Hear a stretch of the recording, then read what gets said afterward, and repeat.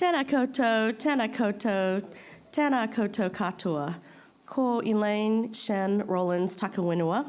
Hello, everybody. Welcome. My name is Elaine Shen Rollins, and I'm Assistant Curator of Public Programs here at the Govett-Brewster Art Gallery. I'd like to open this afternoon's panel discussion with a karakia and an introduction.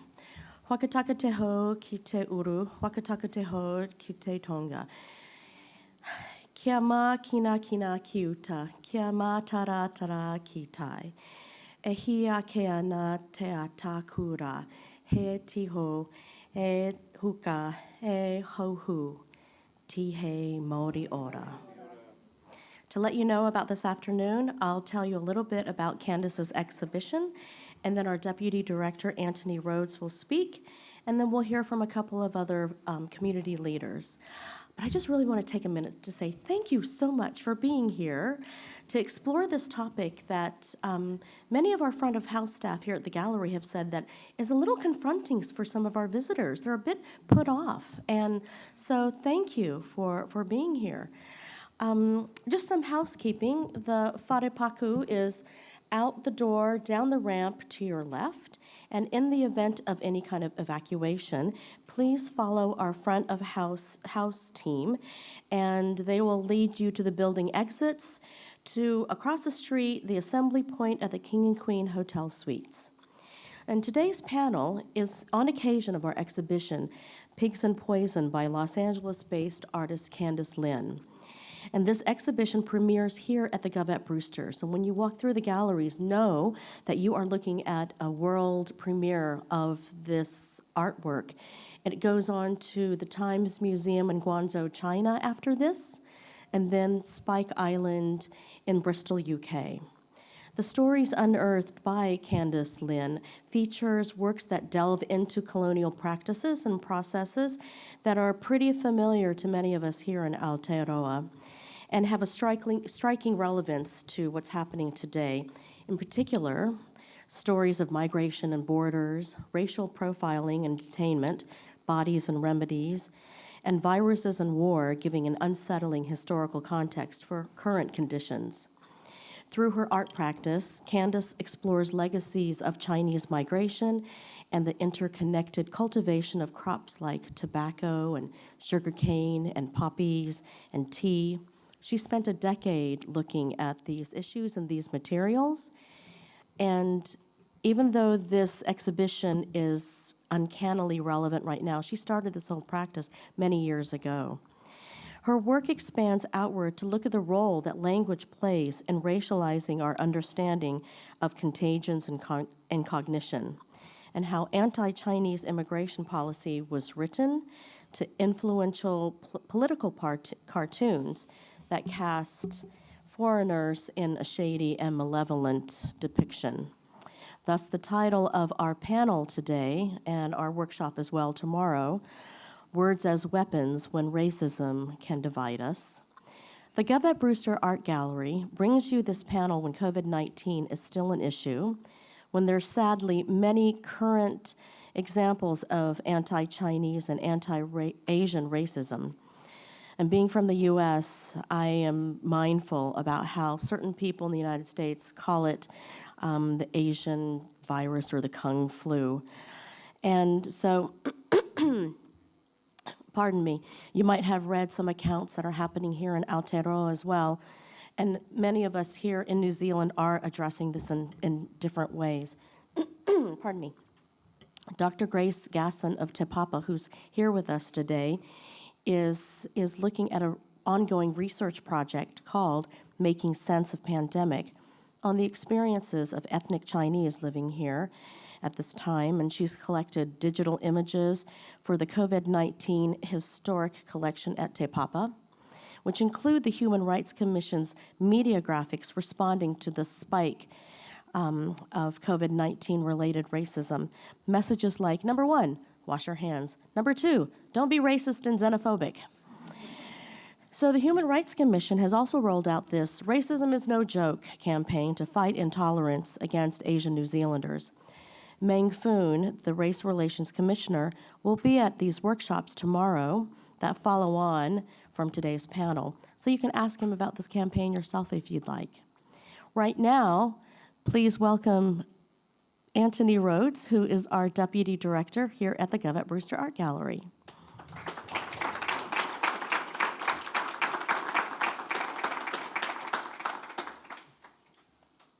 Kia ora. Thank you, Elaine. That's a really good introduction of the show and of today's purpose, but also the role that contemporary art has in these discussions. It's the role of contemporary art to provoke, to challenge, to ask questions, and to foster conversations. And I think this show particularly does that very well. Thank you for coming, particularly to the councillors and the regional and local decision makers who are here today. It's a real privilege to work with the team that have put this show together, but also this event. So thank you, Elaine. And thank you to the others from the team that are here today.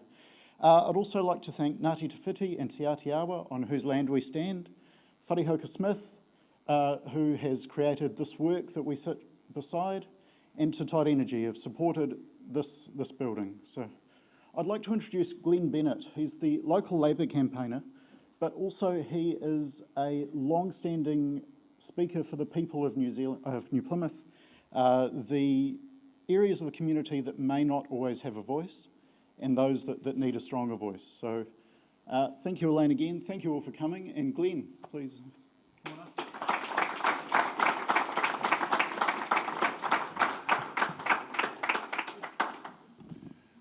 Tēnā koutou, tēnā koutou, tēnā koutou katoa, ngā mihi nui, kia koutou katoa.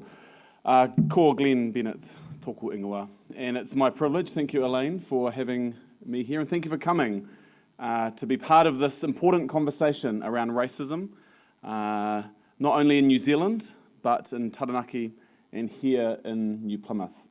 For me, I've lived here 20 years, and through my 20-year experience of this region, I've had wonderful experiences and awful experiences of what racism looks like. Yes, I am Pākehā, so personally, I haven't had to experience racism firsthand, but as a foster parent of young men, 95% who are Māori, I've had my experiences of what racism actually looks like firsthand. And I think of an occasion in a local cafe which I no longer attend, and I will not mention, maybe. Now it's actually changed ownership, so I might go back now, so it's okay. The person went out of business, but it's a whole nother story.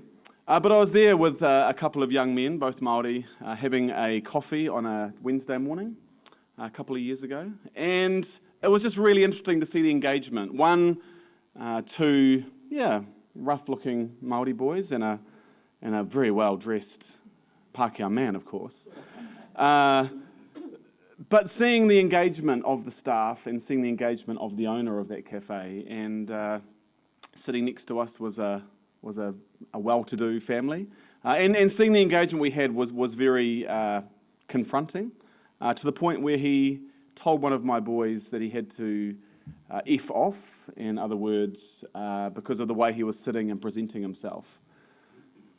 Now, you may think that that's just something you sort of brush off and think it's no big deal, but for a young person who is struggling with, one, their living situation, their family upbringing, their cultural identity, to be told in no uncircumstance, to leave was not a nice thing, and the ramifications of that I had to deal with for months and months to go on. So for me, this is something I'm really passionate about, and yes, I'm the local Labour Party candidate, but for me, my commitment to being a bridge builder, to bringing people together, because that's where we have to lean in, and that's something I was taught many years ago, that when you're confronted with something you struggle with, when you're confronted with something that maybe doesn't speak to what you have been brought up to believe, that's when you need to lean in, to listen and to understand, rather than to lean out, cross your arms, and to not engage. So for me today, it's a real privilege and a curiosity to have Sam Bennett here district councillor who 6 years ago, I believe, in talking to you, Sam, was not a supporter of Māori around the table in our council. And I was part of Mayor Judd's campaign and Peace Walk to Pariaka. I led that around what does it look like to be together? What does it look like for us to walk into a new conversation and not to have a fight about why I'm right and why you're wrong, but to say we need to have a different conversation around this. And so to see Sam this term in office, to champion Māori representation on council, I say kia ora. And I want to welcome you, and please come and share your story. Kia ora.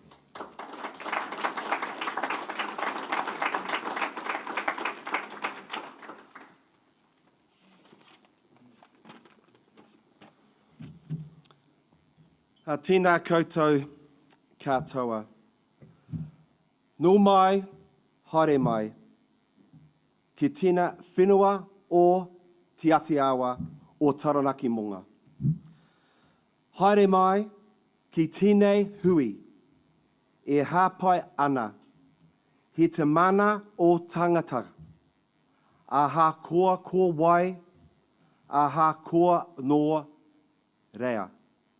Nō reira, tēnā koutou katoa. Some people say, am I Glenn Brennett's brother? No, we're not, but we are both attractive. On that note, look, I do have a couple of minutes to provide you with a lens on my understanding of the establishment of the Māori ward here in the New Plymouth District Council.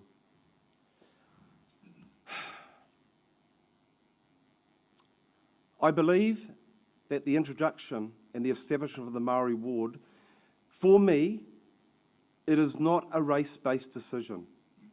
It is, however, based on culture. And for me, culture and race are two very different things.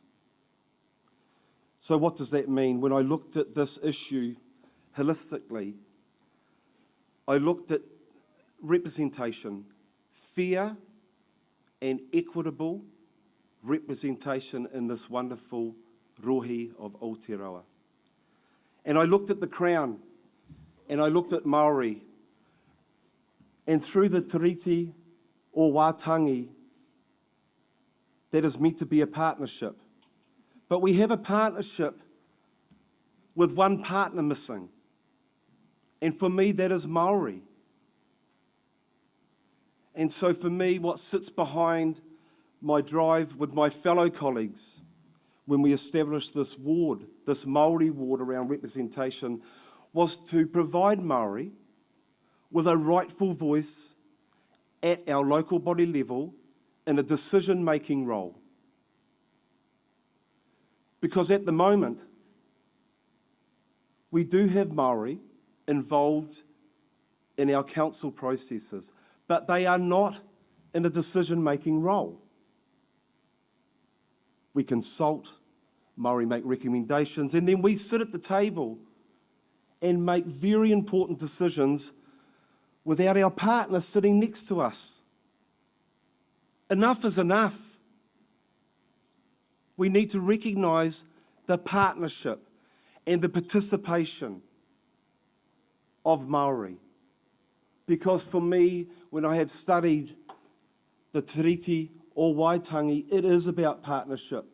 And what people don't understand in this country, our opponents don't recognise the very important, what I would say, the spiritual covenant that sits alongside and is very much part of our treaty.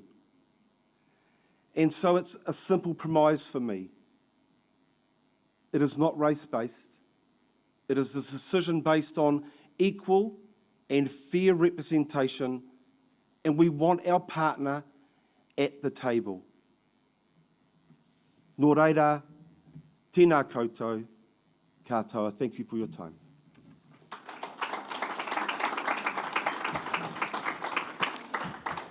Kia ora, Sam. We will start with our panelists now, and up first we have Manying Ip, and then next we will have Kerry Ann Lee, and then David Mayeda will speak with you. Afterwards, we will have some time for a community kōrero, and then this continues on tomorrow, Sunday, with workshops to dive a little bit deeper into issues that will come up today. I will be taking notes, and we will unpack them even further tomorrow, Sunday. Please help me in welcoming to the lectern Professor Manying Ip.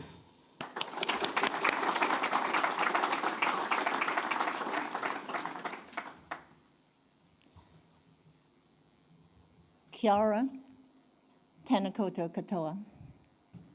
Welcome. 歡迎各位，歡迎你們。Elaine, you asked us to introduce ourselves, and I forgot to prepare for that. So I will just share with the group how I came to research and study on Chinese New Zealanders, Asian New Zealanders in general, which was something that I have done for the last 30 years. It started quite by chance. I was attending, it was, well, a couple of years after the Cultural Revolution, a long time ago, you know, after I finished my PhD thesis. And I was attending a national conference in China, in the Great Hall of the People. And it was the time when China sort of allowed the intellectuals to meet again, 1983.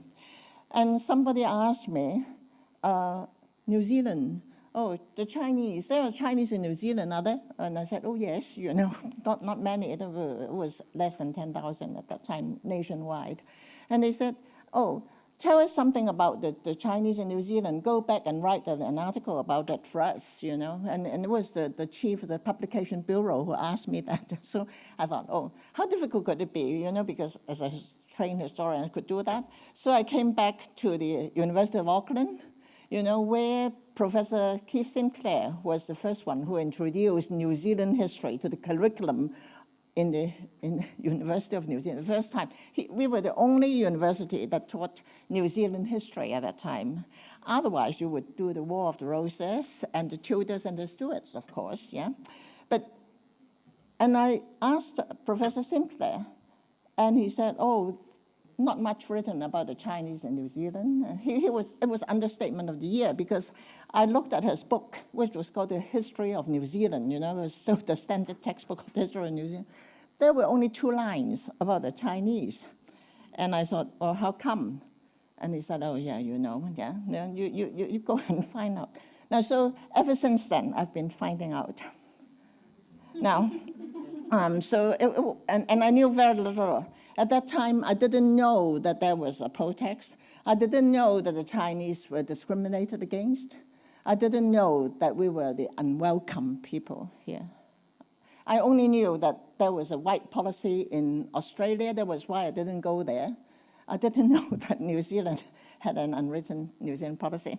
No, I mean anti-Chinese policy. Now, anyway, without further ado, I would come to this talk, which I hope to complement to you know, Candice Lynn's excellent exhibition out there. If you haven't seen it yet, please go and see it. It is worth, you know, every minute of your time. Now, I entitled this called Chinese New Zealanders, the Ultimate Other, or One of Us. And at the moment, I will just jump to the conclusion already.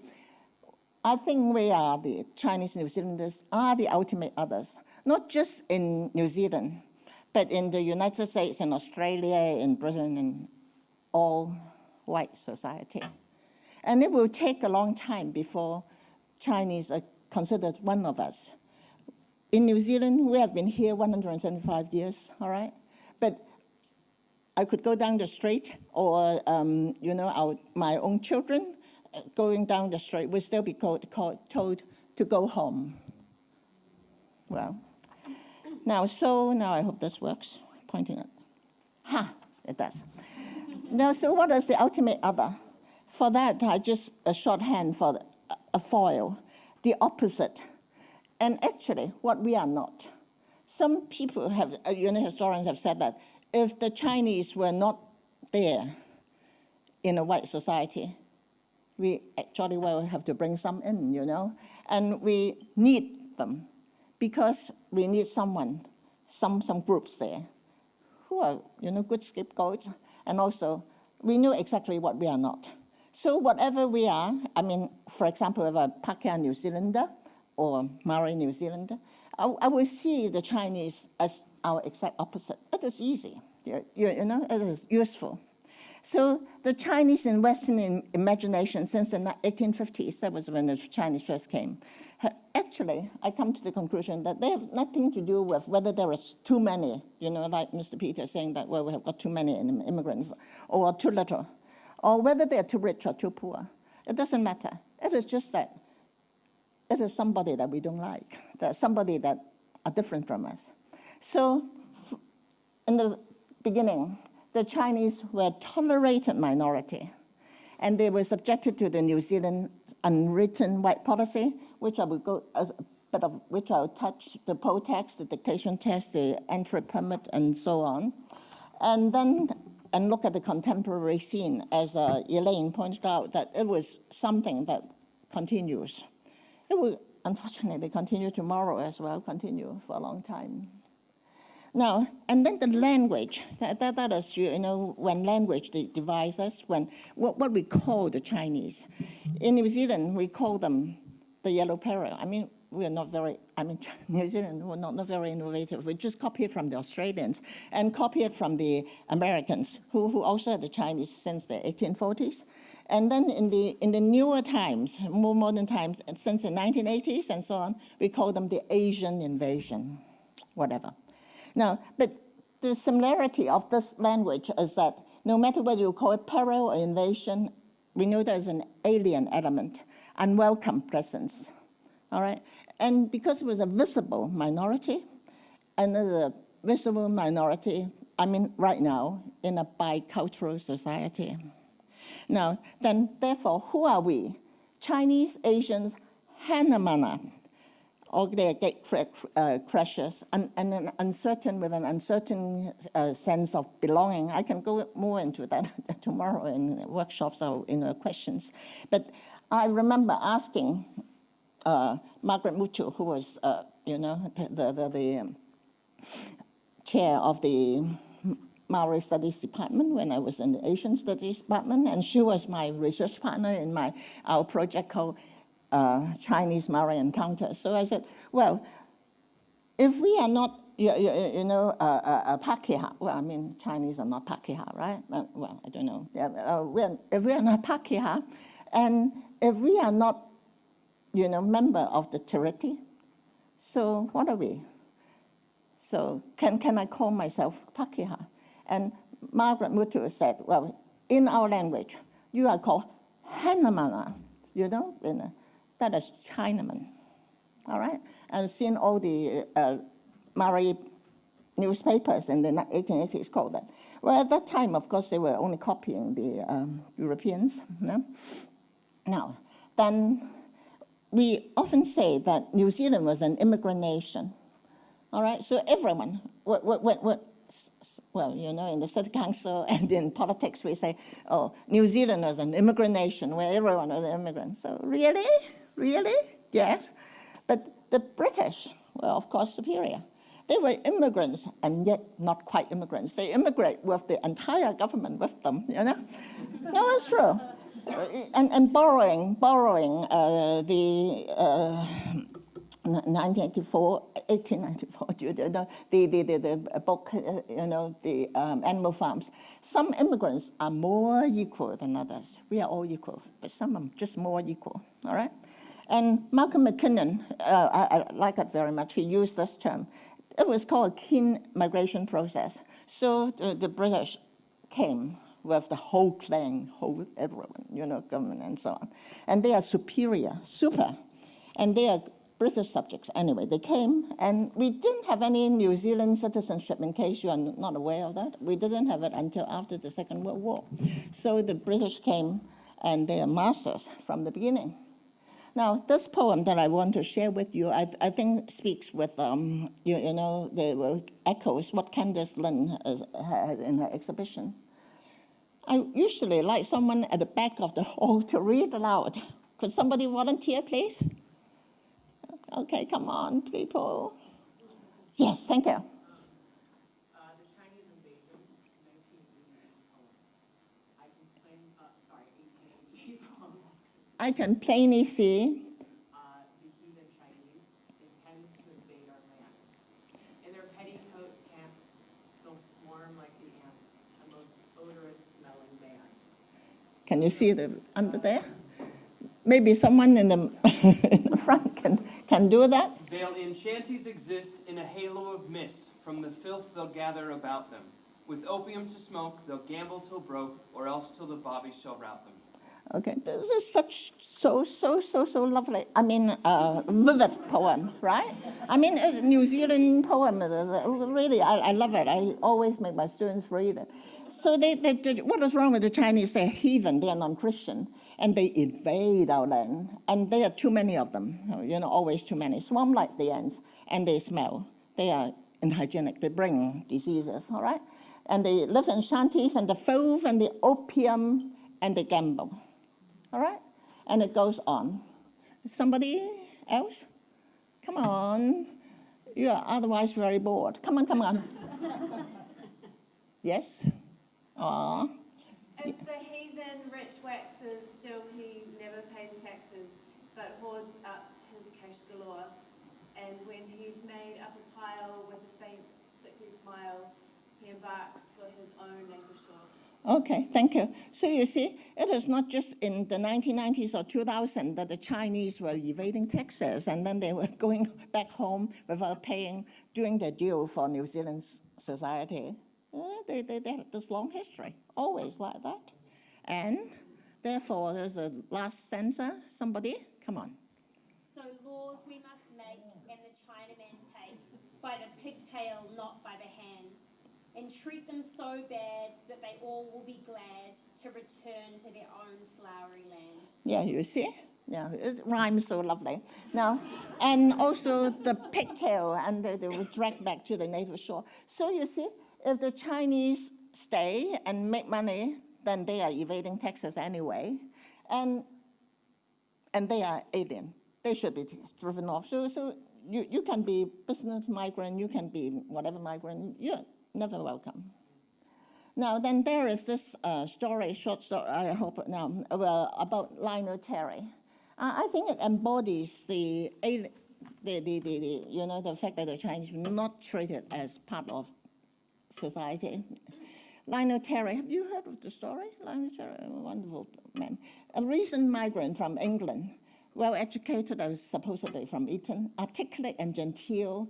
He believed in racial purity and he hated color races, especially Chinese. And then this is all documented. We can still find it in the Alexander Turnbull Library. He wrote this, The Shadow. He wrote pamphlets. He wrote poems. And he played on the dangers of the yellow peril. And he lobbied parliamentarians. He went to Wellington and he wanted them to stop all non-European migration. And to stop the to stir up publicity, he walked down Wellington's Haining Street, which was a Chinatown street, and he killed a Chinaman. All right. I mean, he said he killed a Chinaman. Now, in 2005, he did that in 1995. Sorry, I mean 1905, when I was a matter with me. Now, and in 2005, we had this stage in Haining Street in Wellington. And then that is yours truly there. And then there is David Fung, who was the head of the Wellington Association, and an actor who played Lionel Terry. And then it was staged in front of the mayor of Wellington, Pentecost, and then he was just shot like that. Now, then white supremacy was alive and well. He went into the police station and he said, "Today I put to death a Chinaman," to raise the awareness of the yellow peril. And he retained folk hero status. He was found guilty. Well, because of course he was found guilty because he went in and he said that he killed a Chinaman. And he was confined to hospital, mental hospital with many privileges. I think he had this own private garden and kept goats and sheep and so on. And well, I don't mean that the hospital, the equivalent of the hospital board, especially that, but anyway, he had this privilege. And he escaped several times, I think at least 3 times. And each time he was sheltered by very sympathetic people. And not just sheltered, he could also write poems, continued, and send them to the Wellington newspapers, which were all published. So that is why we have got a real collection of the poem by Pat Terry. He passed away in the 1950s. Anyway, that was in the 1950s, all right?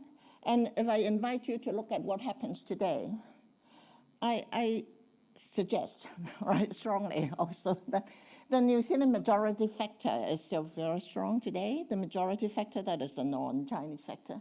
Because the Human Rights Commission, for example, reported that 1 in 2 New Zealanders feel the recent arrival of Asian migrants is changing the country in undesirable ways. So 1 in 2 is very, large number. Now, because statistically, you can't really ask people that, but it was how you feel about others feel, really, That's psychologically.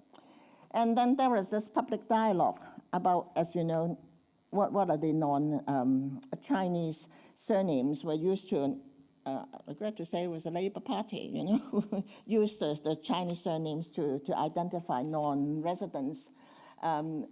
The year of the scapegoat, 2015. Foreign investors, those with Chinese names, are depriving Kiwis of their house buying dreams.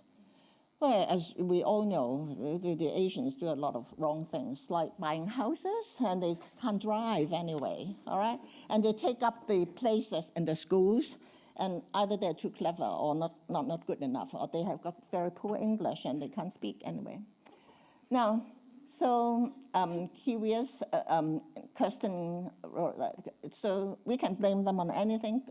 Crime rates rising, road toll increasing, quality of secondary, tertiary education declining, no jobs, housing bubble, anything. You blame them on the Chinese. Now, looking back, again, historically, we had this before. So I will leave you to read these because they are all in our Encyclopedia of New Zealand, Tiara, you get online. In 1908, for example, the Chinese had to be thumbprinted if they wanted to leave the country and if they want to return. And the most important thing to me was that from 1908 until 1951, the Chinese could not apply for citizenship, no matter how long they had been in the country, all right? And a reading test to improve the English. No, I mean just a test. And then, so it was a long suspension when the Chinese families and partners could not come into the country. Now, so the unwritten white policy on the left-hand side is in our archives, the thumbprint things, which I went through at that time, which I have to admit my ignorance. I didn't know that such things existed when I opened the boxes with the dust cover and so on. I said, how could that be?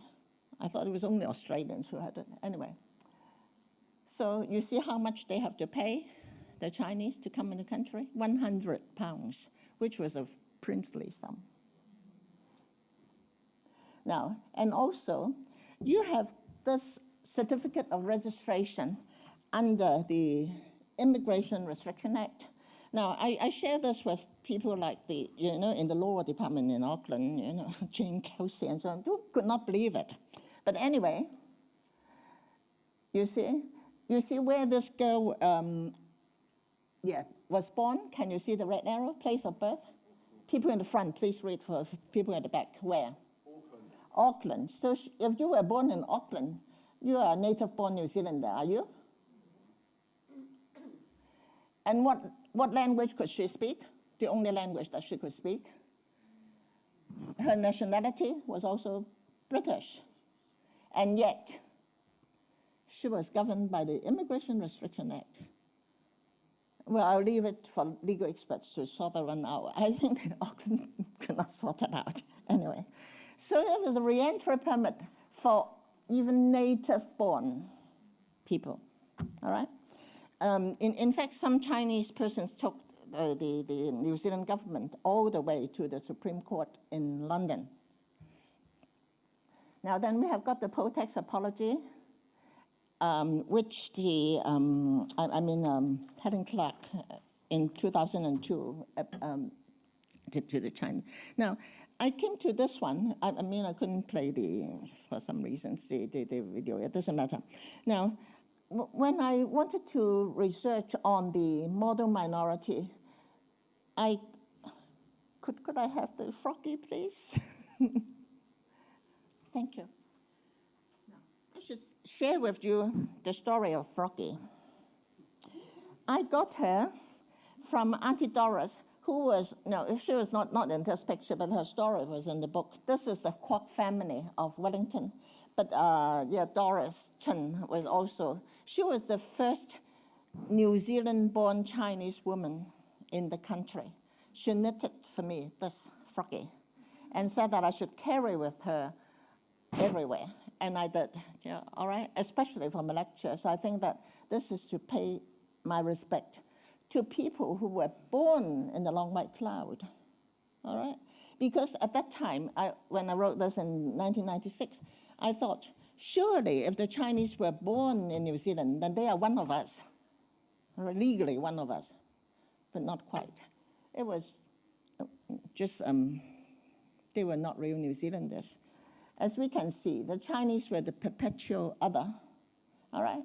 In 1905, you have the Chinese jumping over the wall, frightening all important New Zealand, New Zealand politicians, powerful persons like Richard Seddon, like Joseph Ward, all right?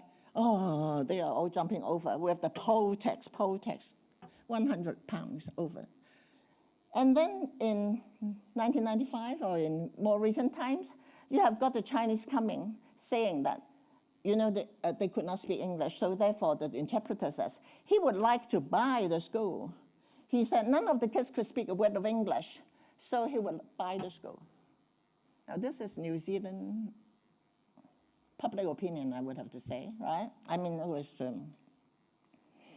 and new Chinese, sometimes they're too rich, too clever.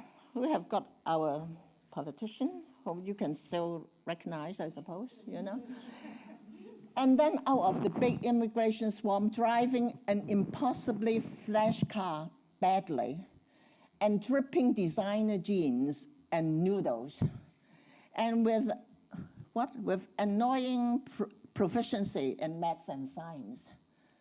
The Asian Tanava, and they were all trembling, all right? So the Asian Tanava could do all sorts of things, doing all sorts of things wrong, and therefore frightening you. And then just a quick, last few minutes on the Chinese and Maori, the perception of Chinese and Maori.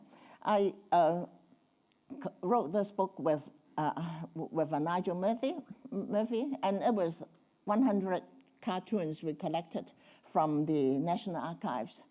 You have seen that there's a cover that we chose of the Chinese octopus.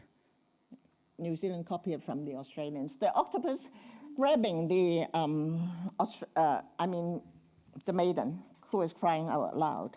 Now, for a long time, the intermarriage or the mixing of Chinese and Maori was a great headache or a great fear of the many Pākehā and Maori politicians as well. And similar things happen in the mixing of Aborigines and Chinese in Australia. Now, so I did the next project that I did was on the Maori Chinese families. So it's families who are of mixed heritage. Now, but I have the quote from the Minister of Native Affairs. He was called Minister of Native Affairs, Sir Apirananata, who is a very respected, of course, our politician. He was on our $100 note, is that right? Yes, he was on our $100 note. On our $100 note. But anyway, I again Esperanto would be a product of its times. And he says, an integration between Maori and Chinese would bring racial contamination and moral degradation of the Maori people. So on the one hand, the Chinese were not very well liked by Pakeha, understatement of the year. They were not very well liked by powerful Maori statesmen as well. However, I have to say that the intermarriage went on because the Chinese men came without their wives quite often, all right, because they were forbidden to enter anyway, unless they pay £100, but they still need to sit the English test, all the rest of it. So we have got intermixing and we have got families together. And what I can say is that when families mix, when it was the Vanau, when it was the same village, then people are really close to each other. Now, quickly look at 2018. So this was the population of New Zealand, and 5% of the New Zealand population, almost 250,000 people were identified as Chinese, all right? So this has to be very exact. I mean, this is the latest that we got. Now, but more interesting to me, anyway, and I suppose I would suggest to everybody, and because it's not just Asian and Chinese, is how New Zealanders are mixed together. All right, so you have got the Maori population, Chinese population, and Pacific population, and people really claiming different heritages. Now, and this, you have to, you know, of course, no one is going to come and test your DNA or that sort of thing. So it is all self-identification, your sense of ethnicity and culture.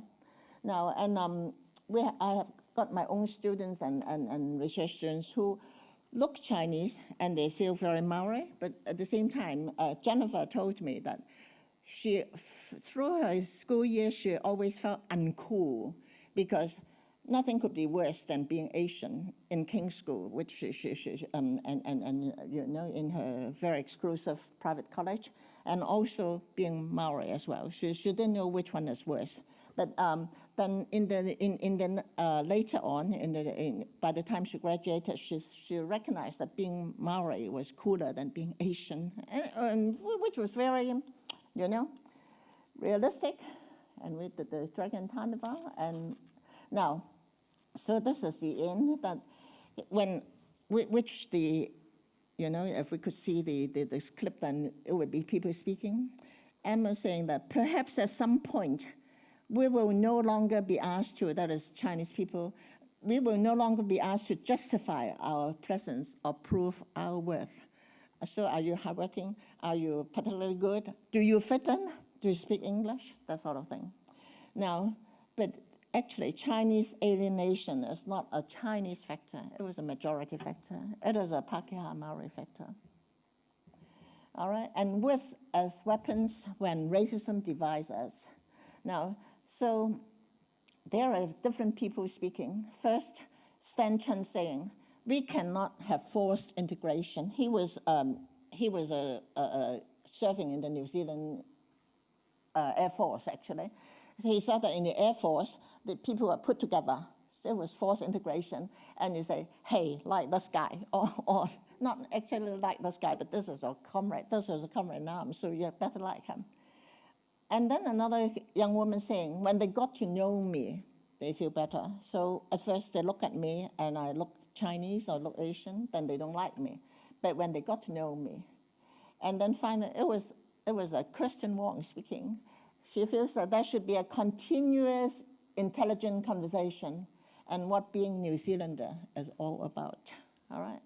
So when we ask words of weapons, sometimes it could be innocuous words like, where do you come from? Or where do you really come from, you know?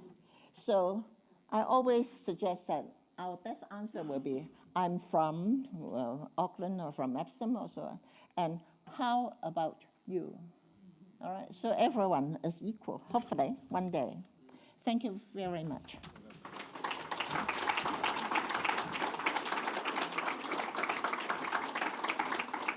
Now, so maybe people need to stand up and stretch. And anyway, but we will have something very exciting. We will have Kerry Ann Lee speaking, right? Sorry. Turn it off. Thanks, Manying. Yeah. Thank you.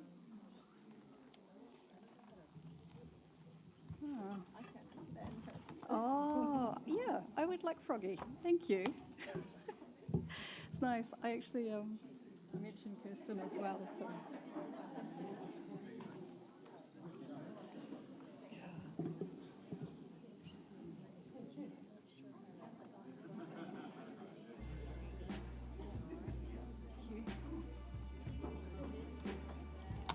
Oh, thank you.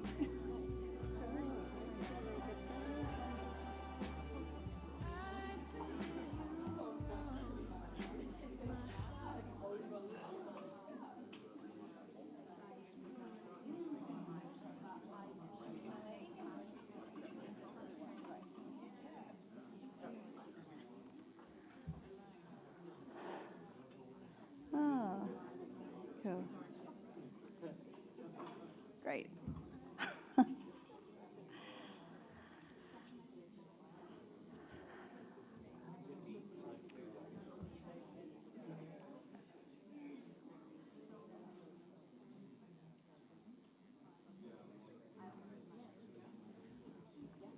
Okay.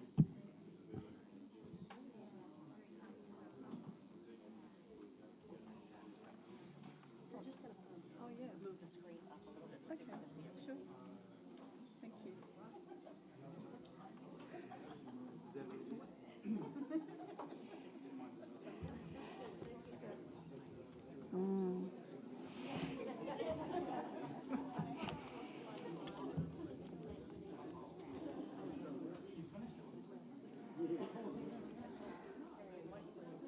We can start? Okay. Okay. Okay, we'll get started. Okay, tēnā koutou katoa, no whanganui atara aho, ko Kerry Ann Lee tōko ingoa. Ngā mihi nui, Elaine and the Govett-Brewster. Thank you, Manying, for your wonderful presentation and hosting this really significant gathering and presentation. I think this is, we'll be presenting together, but very much a sort of interlocking sort of delivery of things that dovetail. My name is Kerry Ann Lee, and I'm a visual artist, designer, writer, and scholar at Massey University College of Creative Arts. I'm a third-generation Cantonese Chinese New Zealander. I'd like to also tautoko Kirsten Wong, who is a dear friend as well, who's Auntie Doris gifted Manying Froggy. Kirsten is very wise. She's a dear friend and community leader in Pōneke and Wellington.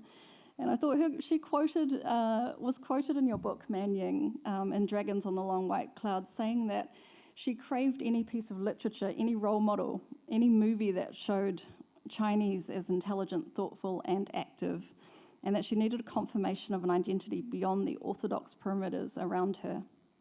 And I thought that was really poignant and stuck with me. And this is the basis of my presentation, which will show the creative possibilities for decolonisation, new narratives and representations by artists of Asian descent in Aotearoa.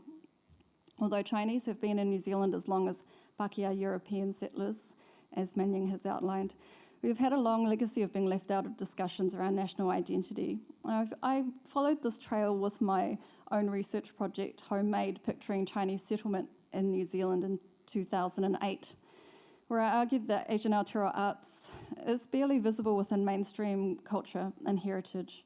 In our place, colonial representations of otherness, including racist stereotypes, endure. And my research highlighted the longevity and contemporary significance of Chinese settlement in Aotearoa through creating an illustrated artist book that drew upon stories from my own family, that of my local community, and also a national historical legacy. The Cantonese Chinese community is the oldest Asian settler community here.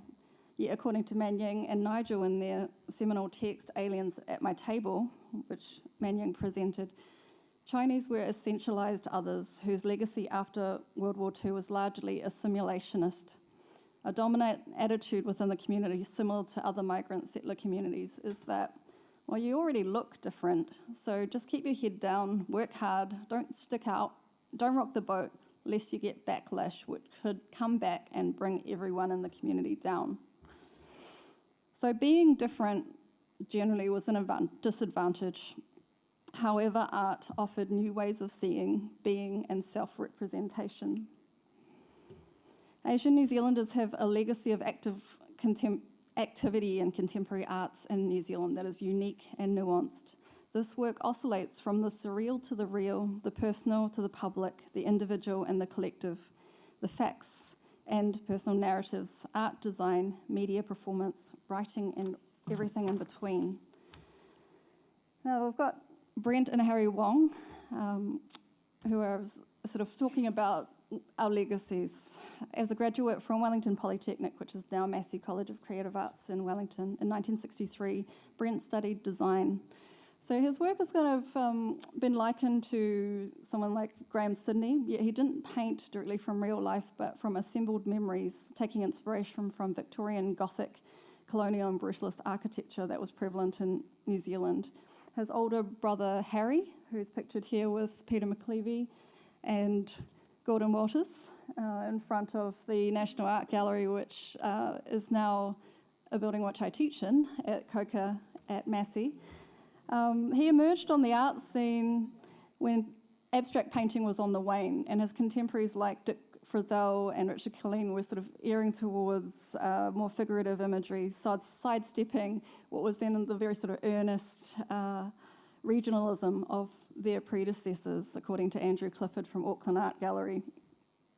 So Andrew also cites that the Wongs grew up above their Vivian Street shop in downtown Wellington. So this notion of being in a city in the 60s in Wellington kind of adds up.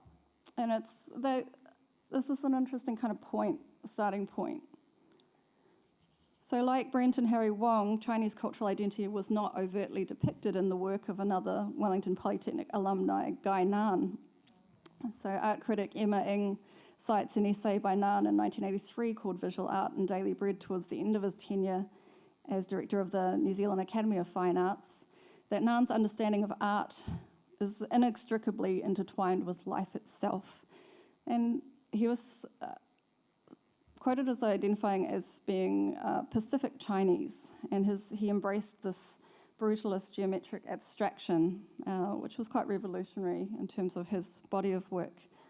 And you've got his significant public works like the government print mural in Pipitea and Thorndon in Wellington, and the very iconic public sculpture at the entrance of Stokes Valley in the hut. So there's this sort of legacy that's there that's kind of quiet but monumental through their works. In contrast to this, we had Grace Lai, who was a curator of Applied Arts and Design at Auckland Museum, present a paper about Waylon Elliott at the Asian Aotearoa Arts Hui in 2018. Waylon is a pioneer New Zealand ceramic artist who was one of the founders of the influential Auckland Studio Potters Society in the early 1960s. And she worked with Barry Brickell at Droving Creek Studio in the Coromandel. Notably, she was also one of 4 sisters, including Eileen Young, Mei Lin Chong, and author Eva Ng. In reference to Waylon's practice, Lai suggested that it can be an artist's strategic and deliberate choice to circumvent mainstream art histories. So keeping her practice her own. So that's a sense of how Grace has framed Waylon's work. Leanne Chong's practice revolves around notions of translation, cultural symbolism, history, and the ancient Chinese hair embroidery, which she uses hair from her friends and family to embroider these very intricate, quite small, fine, detailed works. And this is something that she learnt from her grandmother, and sort of applying it into things like the Kirin beer label and sort of popular icons. So Kim Lowe is an artist and printmaker based in Otutahi, Christchurch, and her work often uses forms and elements of a hybridised Chinese, Pakeha, European and Southern New Zealand environment. She recently completed the Olivia Spencer Bauer residency. So there's sort of lovely evocations which sort of talk to a traditional practice, but also offer something new and very, very much about this place that we are here. I think of Simon Kahn's work as well. He is an Otipoti Dunedin artist whose practice and life includes being a printmaker, painter, performance artist, educator, curator, spatial designer, and very much a surfer. So he draws upon his Ngāi Tahu and Cantonese heritage to articulate his worldview. And here he is referencing the very familiar silhouette of the heitiki. And so being able to access and trying to imbue a sense of self within our familiar cultural visual language here in Aotearoa is something that contemporary Asian New Zealand artists do.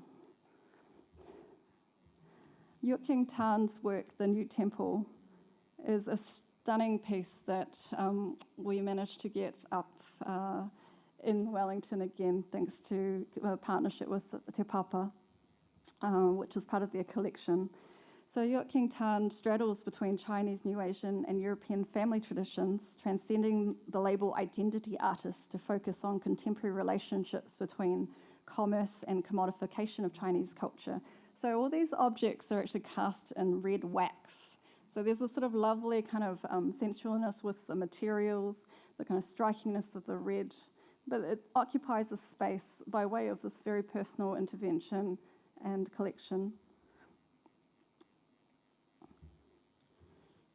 We also have very striking works by Yona Lee and her epic in transit work, which is a large-scale installation that consumes the spaces that they inhabit, encouraging new ways of seeing, being, and interacting with artists and the sense of place. This work evokes clinical and liminal public spaces like hospitals and airports, but encourages visitors to make home amidst the over-the-top industrial fit-out.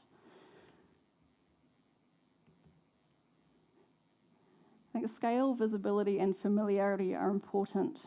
Curator Balamahan Shingari writes that Bipin Bana used Bollywood to shape New Zealand's perspectives of Indians and India through his exhibition Frankie Goes to Bollywood at Te Uru Waitakere, which is a series of 8 immersive panoramic paintings, each portraying an alluring pair of Bollywood stars embracing in front of spectacular West Auckland landscapes.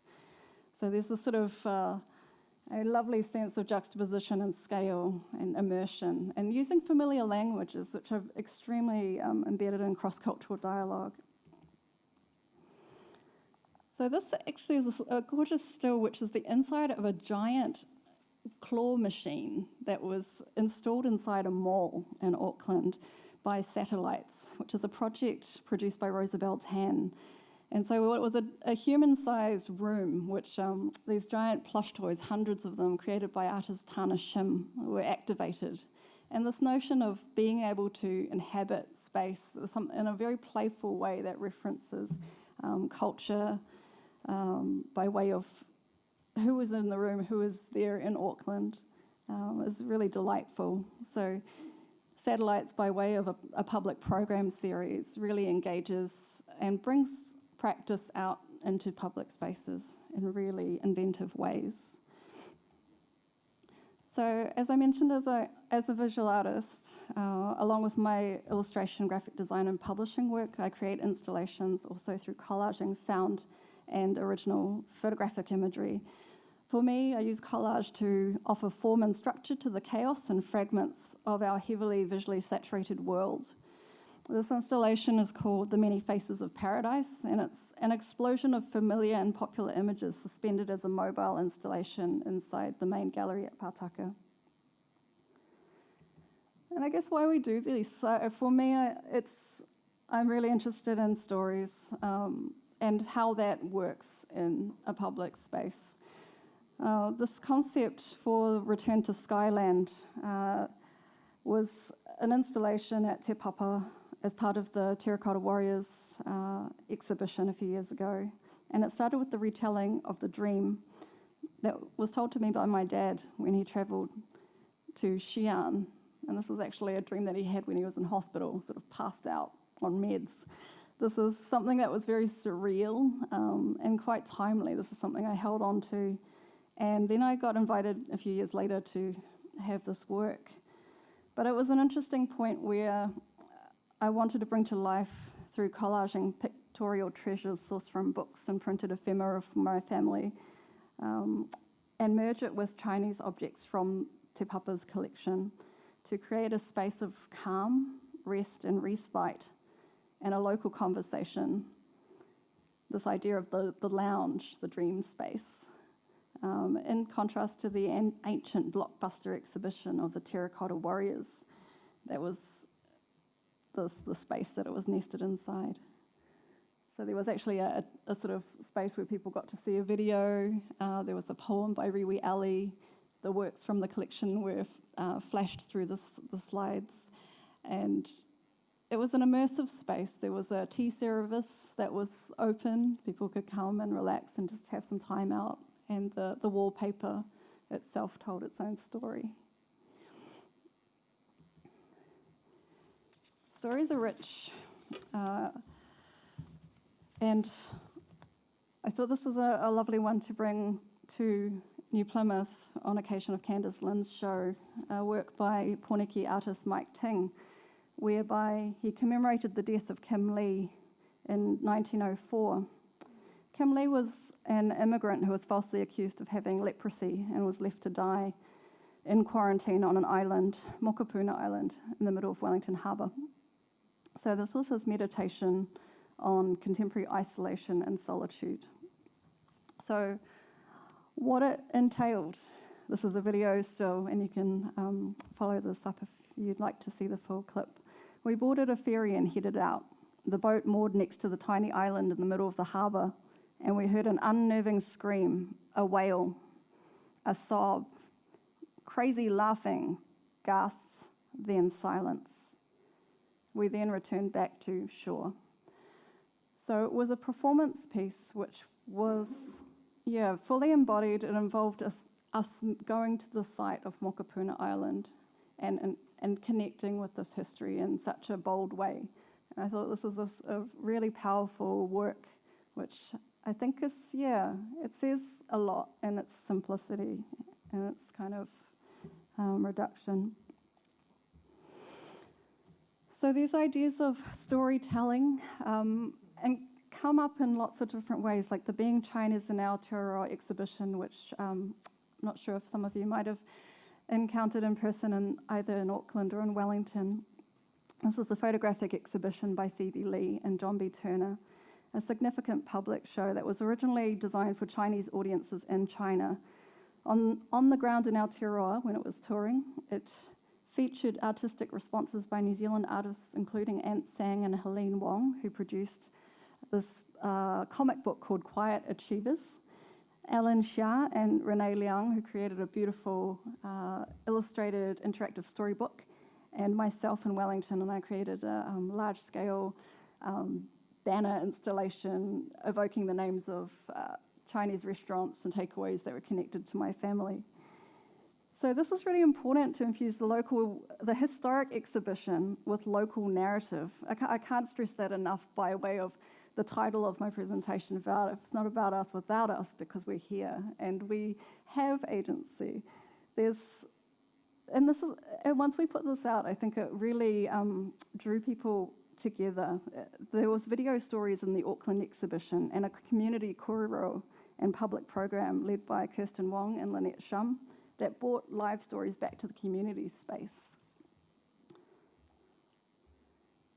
So collaboration is something I do a lot of, and I've worked with many artists who are featured in this presentation. Within this next section, I'll share some of the active collaborations which I've helped facilitate and support, both as an artist and as an academic, including Yao Wen Ho and Michelle Huang. Yao Wen is a contemporary letterpress artist, poet and translator who works at Waitiata Press at Victoria University. Her practice is really fascinating, where she's currently cleaning and getting ready. I think it was like some crazy metric ton of lead-based type, which was brought back, was found, and I think it was just sort of in someone's garage. Then it was originally used to print the New Zealand Growers Association newsletter. And this is some of our early independent publications in Aotearoa. So this is kind of significant work, some of our taonga. And she collaborated with one of my design graduates, Michelle Huang, for the Asian Aotearoa Arts Hui. And they created this little, this is the outcome of that. It got resolved into a little takeaway token for the Moon Festival, but they took over Enjoy Gallery during the time. And Michelle's a really fascinating designer who's based in Christchurch. Now she's Chinese.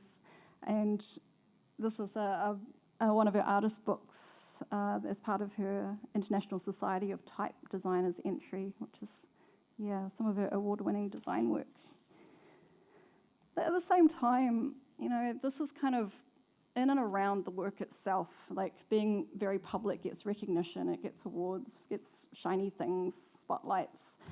At the same time, there's a really strong sense of urgency to make and record and use art and design as vehicles for exchange and dialogue. So zine making is something that I've been really active with the past 2 decades. And it's great to see up-and-coming artists like Helen Young and the Migrant Zine Collective develop this practice and extend it to a wider demographic of people who feel that it's a useful tool to tell stories. So we invited Helen to do some cross-cultural zine-making workshops at Te Piki-tanga Gallery at the Massey Library as part of the Hui. And I've also taken some of her works as well as Mellow Yellow, which is an important collective fanzine, which talks about a lot of the issues that we're talking about today. I go and I represent works at international art book fairs and zine fests, and the most recent one was the Hong Kong Art Book Fair. So it's really fascinating being able to present a different aspect of New Zealand art and culture through things that are really tangible, that people can take away, they can take their time and engage with.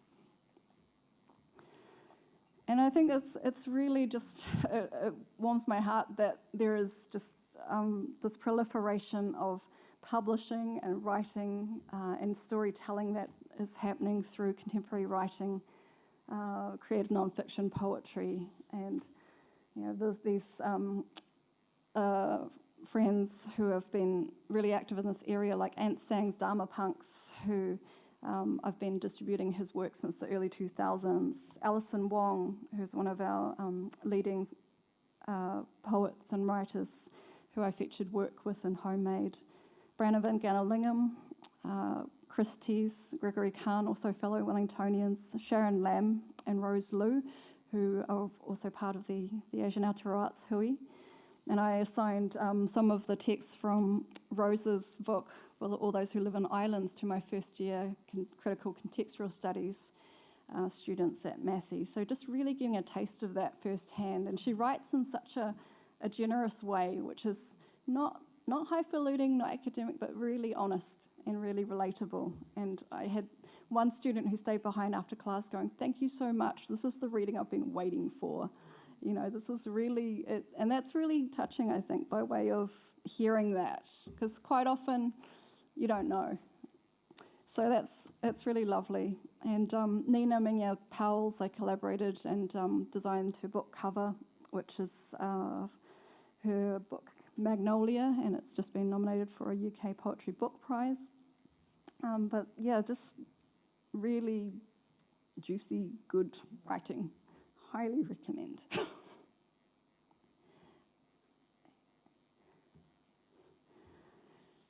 So these ideas of us making our own spaces, dedicated spaces for critical definition, reflection, creative development and display, these aren't awkwardly sandwiched in between dominant and other visible peoples, Pākehā, Māori, Pacific, but are actively responsive and in conversation with other communities, other people. So the Asia-Pacific century was a project that was curated by Emma Ng and Joanna Gordon-Smith, and it spanned a few years, based in Wellington, based in Auckland, but it was quite radical in its premise and its ambitious title. And it reflected our current realities and creative intentions. The project was generative in the exhibitions, reading room spaces, public programs, and critical texts. So just being able to trust artists and curators to work together and tell stories in this way.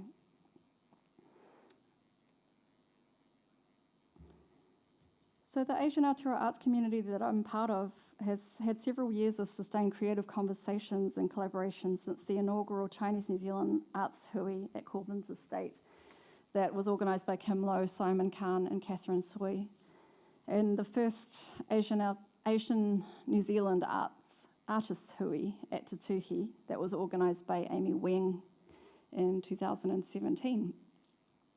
So these were quite important gatherings. They weren't necessarily outward-facing like this presentation, but it was a chance for us to get together in the room and get to know who was there.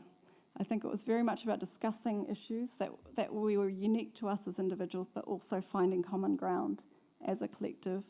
So from the first gathering in 2013, we broke off and had a moment where we can organise and create exhibitions and collaborate. And so I designed the Aotearoa Chinese artists' identity, and we used it for an exhibition in Hangzhou, China, as part of the Impact 9 print conference in 2015.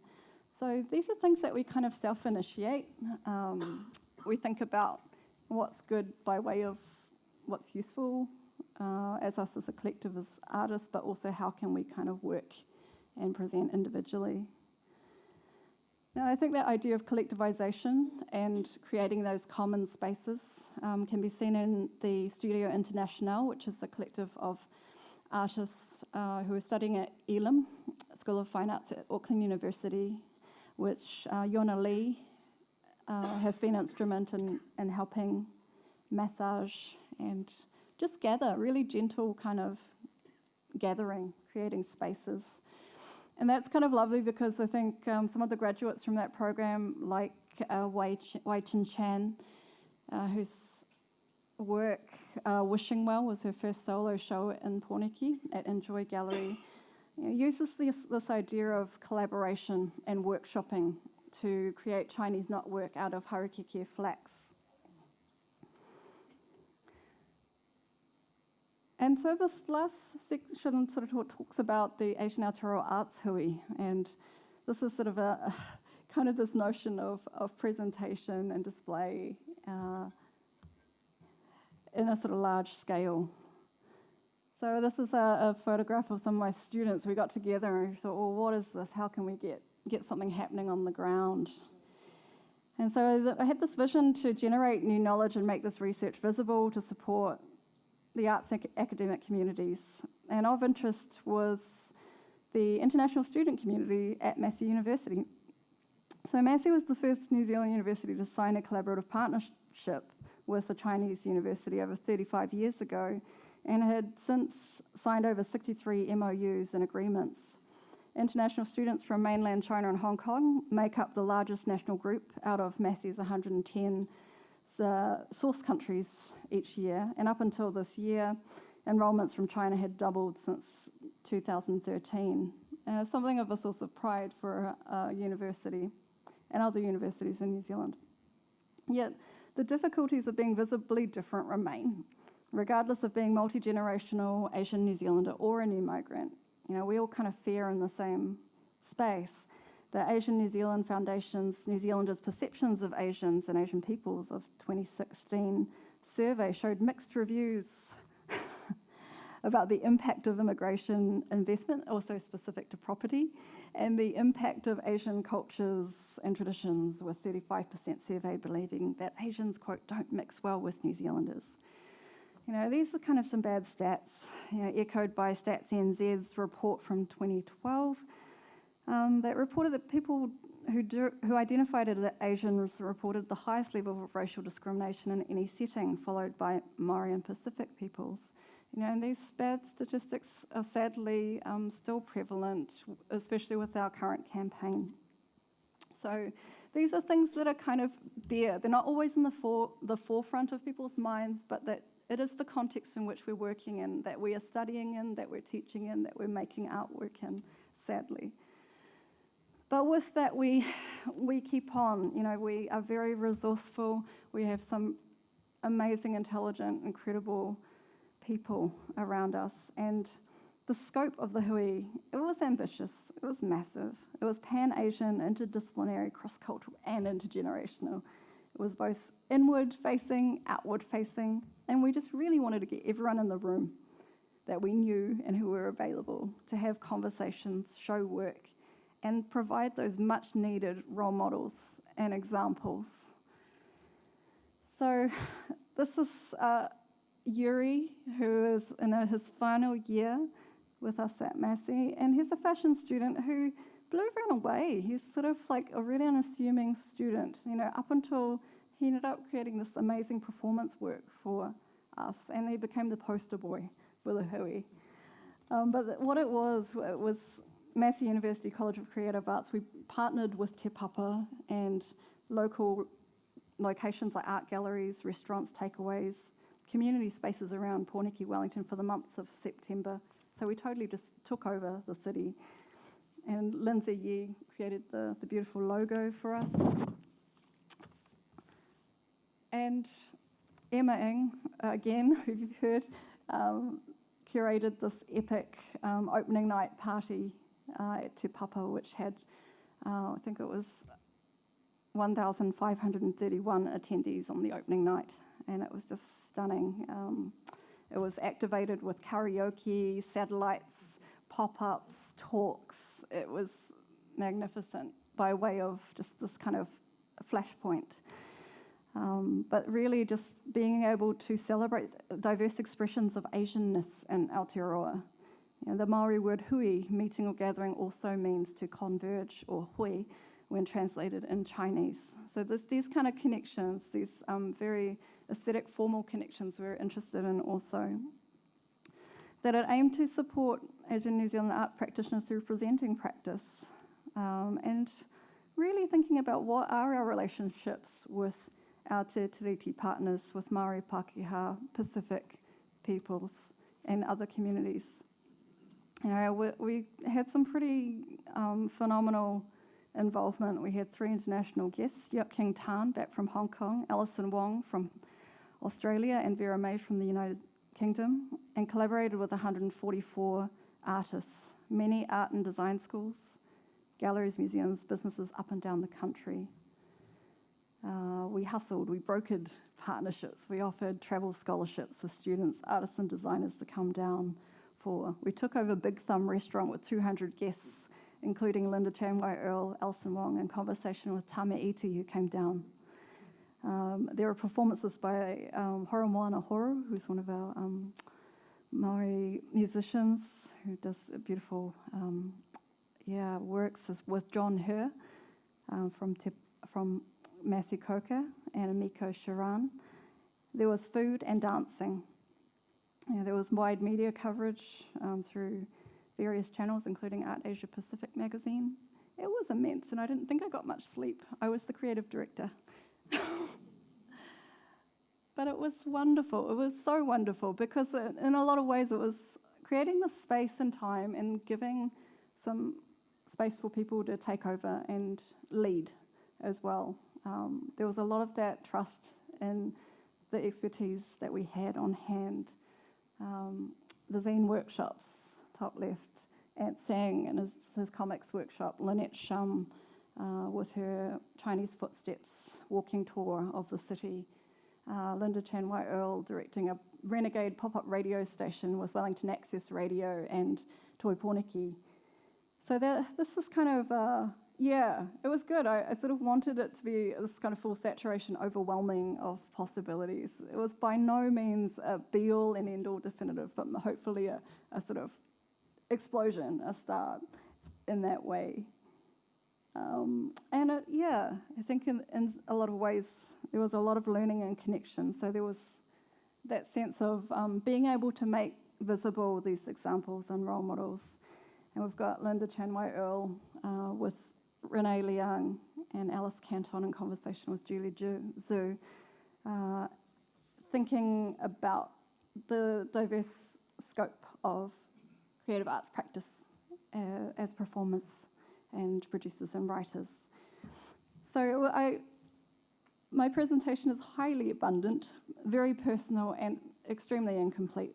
I ran the risk of trying to be too fulsome with my examples here, but many prominent artists, writers and thinkers and collaborators were left out, including the likes of folks like Shin Chen, Kabi Chow, Tiffany Singh, Vanessa Krofsky, Dilohana Lekamaj, Rosanna Lee, Dion Hutchins, Eric Nunn, Robbie Hancock, and researchers like Lu Hui, Yi Yan Wang, Duncan Campbell, James Ng, James Beattie, Linda Tyler, Grace Gasson, and Rebecca Rice, who have all informed critical perspectives and supported the telling of our stories in galleries, books, and classrooms. You know, I think this is sort of hoping this sort of sparks interest and delight, I think, by way of what's possible amidst the bad stats and the grim realities. There are also many others who I don't know about and have yet to meet, and this is really exciting for me. Even though many Asian Aotearoa artists work independently, we have whakawhanaungatanga affinities that we share a common ground from which we can make work from, that pushes past orthodox perimeters, surface-level readings, stereotypes, misrepresentations, and beyond. Thank you.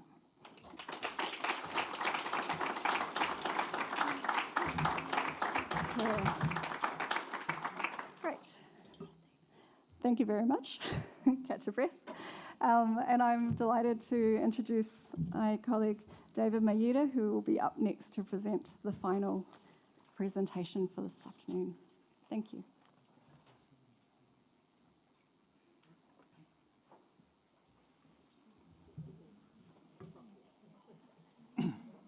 Oh, you can leave him if you want. Up to Manying.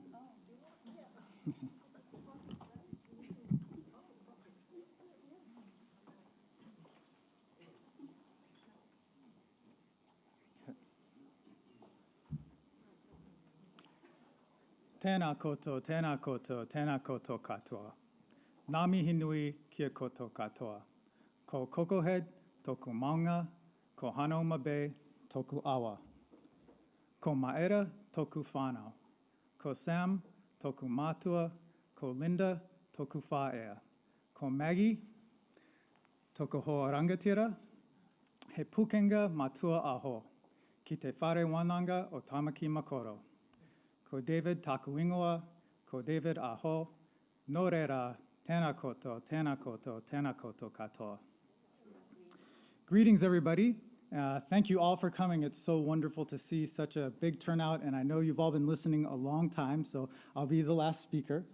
My name is David Tokiharu Mayeda.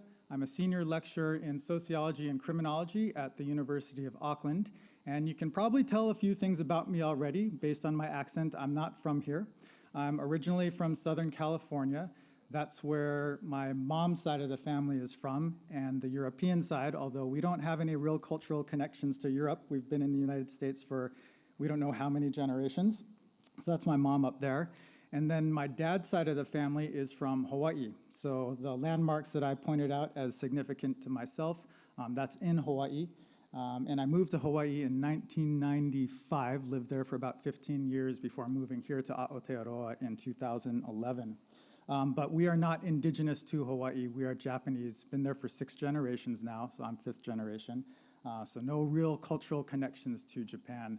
But while in California, I very much grew up with a kind of Asian American studies mindset, and that was where my intellectual growth was. So I'll bring that into today's presentation, which I've titled Combating Coronavirus Humor, or we might say Combating Coronavirus Microaggressions, and then Asian whanaungatanga in Aotearoa, and I'll build into that a little bit on the next slide. But before going into today's presentation, where I'm going to be talking a lot about racism, I have to thank Elaine for giving me all kinds of stress and angst over the past half of the work week, not because I'm coming up with this presentation. I don't know if Kerry Ann and Manying, you experience this too. But I have friends who come up, and I found out that Maggie and I were kind of popular. They ask, oh, on Saturday we're having this get-together. Do you want to join us? And, so they'll ask me that, and then I'll say, with a smile on my face, oh, no, we're kind of busy. But inside I'm thinking, please don't ask any more questions. And they'll say, oh, but okay, that's fine. On Sunday there's going to be this big mixed martial arts event. Do you want to come join us there? I'm like, oh, we're going to be out of town, so we can't make it. I'm thinking, okay, quit prying. Just stop asking questions. And they say, oh, well, you're going to be out of town. Where are you going? Well, we're going to New Plymouth. Please don't ask anything else. Oh, okay. Why are you going to New Plymouth? And then I think, well, not supposed to lie to your friends. So I just say, well, the Govett-Brewster Art Academy has this exhibition on anti-Chinese racism that's happened over many centuries, and I'm going there as part of a panel to talk about anti-Asian racism within the context of COVID-19. Come on. You gonna call me a reverse racist? And then my friends will say, oh, that's awesome. Oh, tell me how it goes. Is it gonna be on video? And then I think, wow, I really didn't have to worry about saying that. Hey, but I always get anxious about these presentations. Hey, because I love white people. I'm half white, right? I love my mom and my dad equally. Hey, I swear, I'm not a reverse racist. Maggie and I, a few years ago, we went and played long bowling with our white friends. Right? We do that stuff with white people. We're not reverse racists.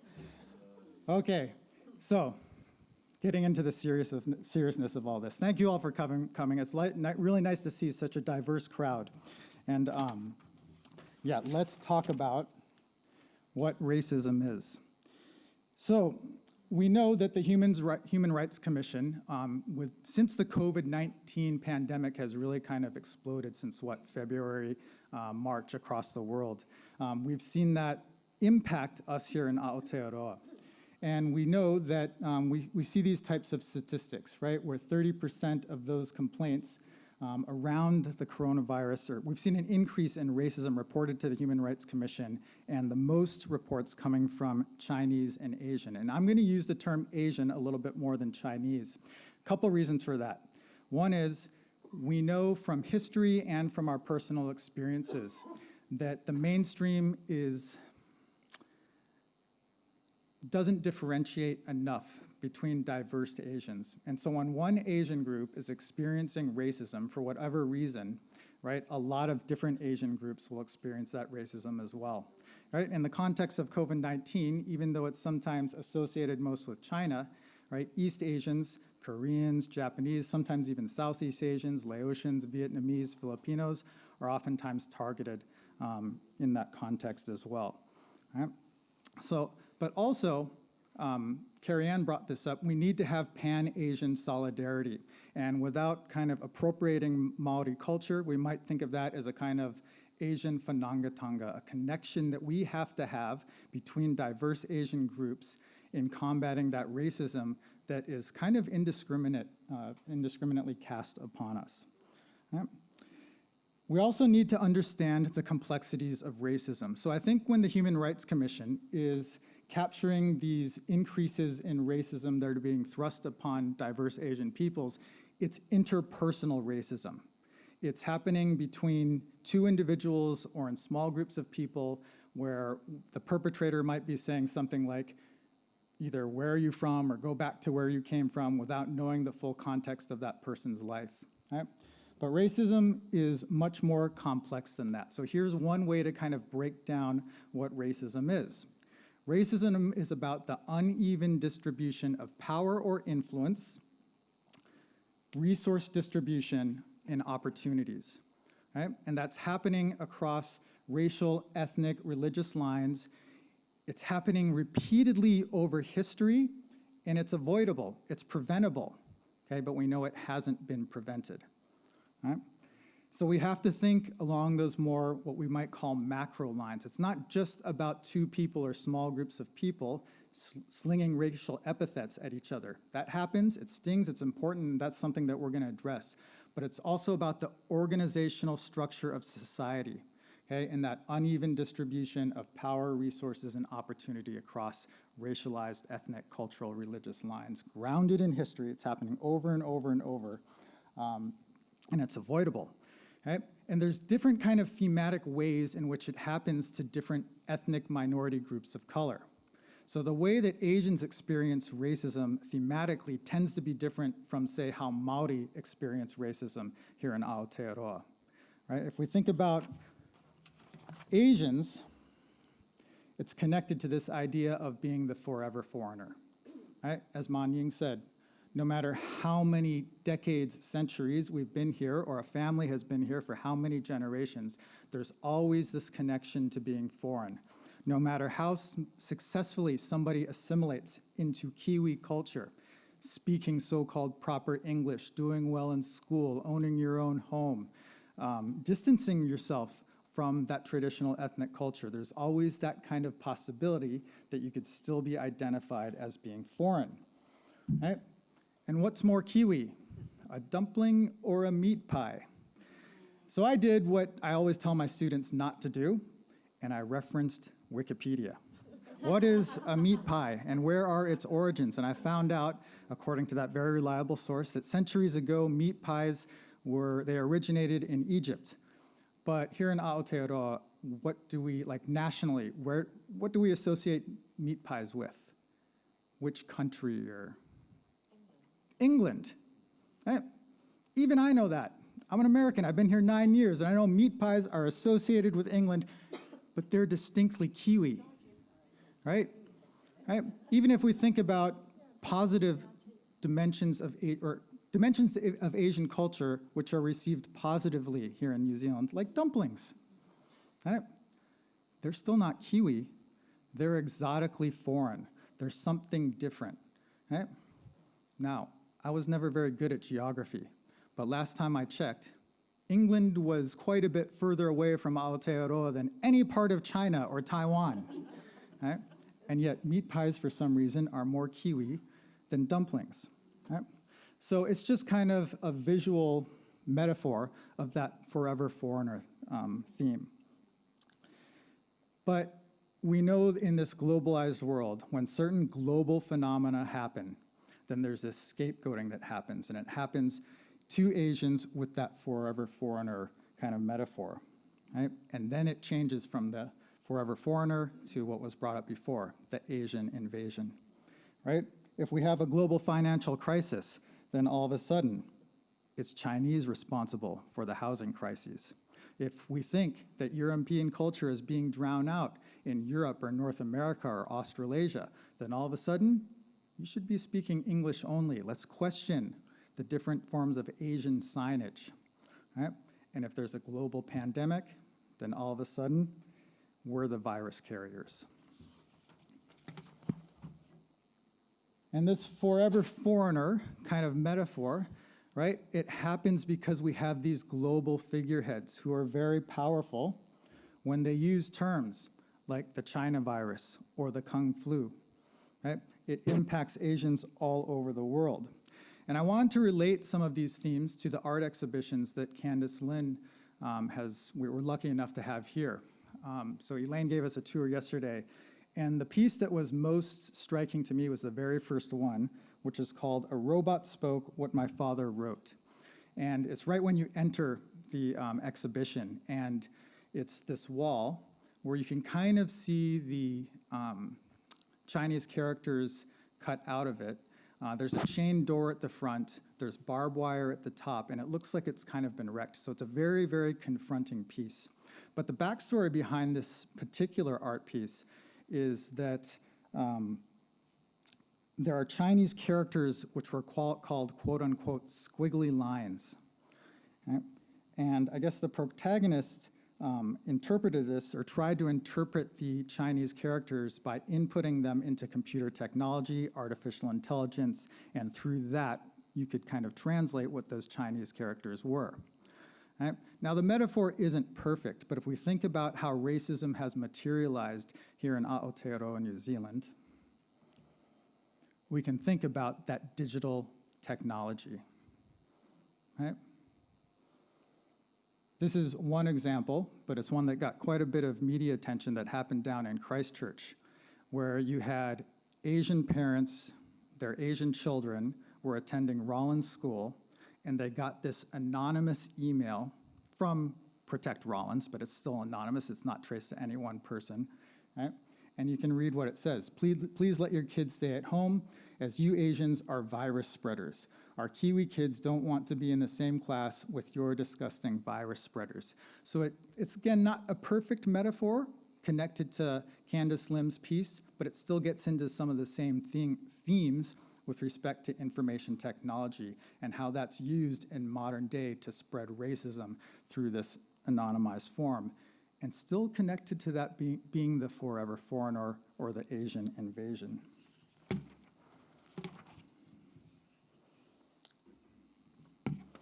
Okay, so let's break down what interpersonal racism can look like. So this is Dr. Daryl Su. He's a Chinese-American professor, psychology professor in the United States. And he looks at something, he studies something called microaggressions. Right? And what he does is he breaks down microaggressions into 3 different categories. So it's kind of a taxonomy of interpersonal racism. So he says on one side, we have what are called microassaults, right? And these are more obvious forms of racism. So what we saw on the previous slide, or some of the examples that were brought up before, maybe going back to your country, or if somebody said to me, and I guess a trigger warning here, I'm going to use examples of racism. If somebody might say, go back to Japan, you harbor bomber, okay? That's an assault. It's a very obvious example of racism, right? And some people, some perpetrators might say, well, you know, it's not that big of a deal. It's kind of subtle, okay? So it might still be called a micro-assault. The 2 that are probably more common are micro-insults and micro-invalidations. So micro-insults are racist insults, but they're a lot more subtle, they're a lot more ambiguous, and they can come in different forms. So they might be framed in the form of a question. Do you understand English? Right. They might be framed as jokes. So something like, wow, can you see through those slanted eyes? Or something that's very, very common, the mocking of different accents. Okay, diverse East Asian, Southeast Asian, South Asian accents. Right. And then sometimes they're even framed as backhanded compliments. Like, oh, you're really athletic for an Asian. Or, oh, you're really pretty for an Asian, which could be intended as a genuine compliment, right? But it's obviously not a compliment when you contextualize the perception of the entire ethnic group, right?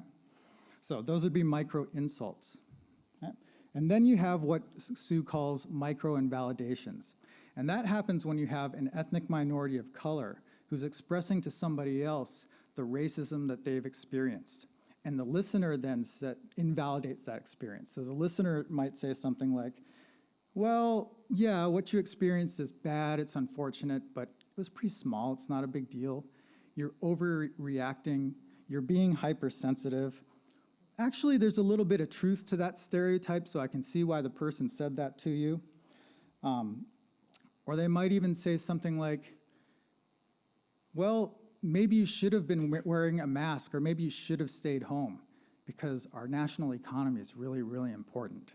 So it minimizes, okay, the severity of whatever racist statement was made.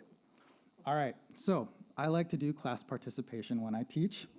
So those are some different examples. That's a taxonomy, a way to break down what microaggressions or so-called subtle racism looks like. Why are microaggressions so frustrating for people who experience them? I mean, sorry? There you go. That's one reason. They're regular, they're normalized. If these types of things happen to somebody once a year, it stinks, but it's probably not that big a deal, right? But if they happen over and over and over, if they happen maybe not over and over and over to one individual, but they happen to that individual every now and then, and that individual knows they're also happening to their aunties and uncles and parents and brothers and sisters and friends from the same ethnic group, okay, then it just gets, because it's so normalized, it gets exhausting. It gets really, really frustrating, right? Why else is it so frustrating to deal with microaggressions? Anybody? Yeah, thanks. The person doing the insulting, who raised it, will say, I was just joking. Yeah, right. Exactly, right? So the person saying whatever was stated, right, it may have even been a compliment, right? Or it may have been intended as a compliment, but the outcome is not necessarily complimentary, right? Or they genuinely think it's not that big a deal, right? So the victim has to deal with that and think, okay, do I confront this? Do I say anything? Do I not say anything? Because I know if I do say something, there's the chance that I'll be labeled hypersensitive. And so it stews with the person. And because they're dealing with it so often and they have to deal with that potential reaction, it just kind of weighs on people over and over and over. And it gets very, very exhausting. So yeah, it's tough to reply to microaggressions. And what are the ramifications of even so-called subtle racism? Right? And it's a lot. So some of it's been brought up already, right? Let me focus on conditional upward mobility and minimized leadership, right? What if a teacher expresses a microaggression unintentionally to an Asian student? What if a teacher, somebody with high influence, says, oh yeah, we can't expect them to speak English real well, right? And a young person internalizes that. That might lead them to have mental health concerns, anxiety, and that contributes to conditional or minimized upward social mobility. They're not moving into positions of leadership. It hurts their confidence, all that kind of stuff. Right? Now, I teach Sociology 100, which is the intro class for sociology at the University of Auckland, and we have over 600 students enrolled every year. I have them write a personal essay called a socio-autobiography, and they can address a wide range of sociological concepts, one of which is internalized racism. And I haven't done a formal academic study on this, but anecdotally, the 9 years I've been teaching at the University of Auckland, I see over and over that it's diverse Asian students who are writing about internalized racism more than students from any other ethnic group. They'll talk about a wide range of things, having anxiety, having shame about the way they speak, about the way they look, about not fitting in and not being cool, about wanting to distance themselves from their traditional ethnic culture. Those who moved here when they were relatively young or were born in Aotearoa, they're quite assimilated, and they'll even sometimes admit, yeah, I made it a point to find the other Asians and call them fresh off the boat or fobs so that I could fit in with the cool kids, right? And so this ends up leading to inter-ethnic and intra-ethnic divisions. Intra-ethnic meaning divisions within the actual ethnic group, and inter-ethnic being divisions between different ethnic groups, right? So it hurts development of that Asian and Asian whanangatanga, or that collective whanangatanga between diverse ethnic groups.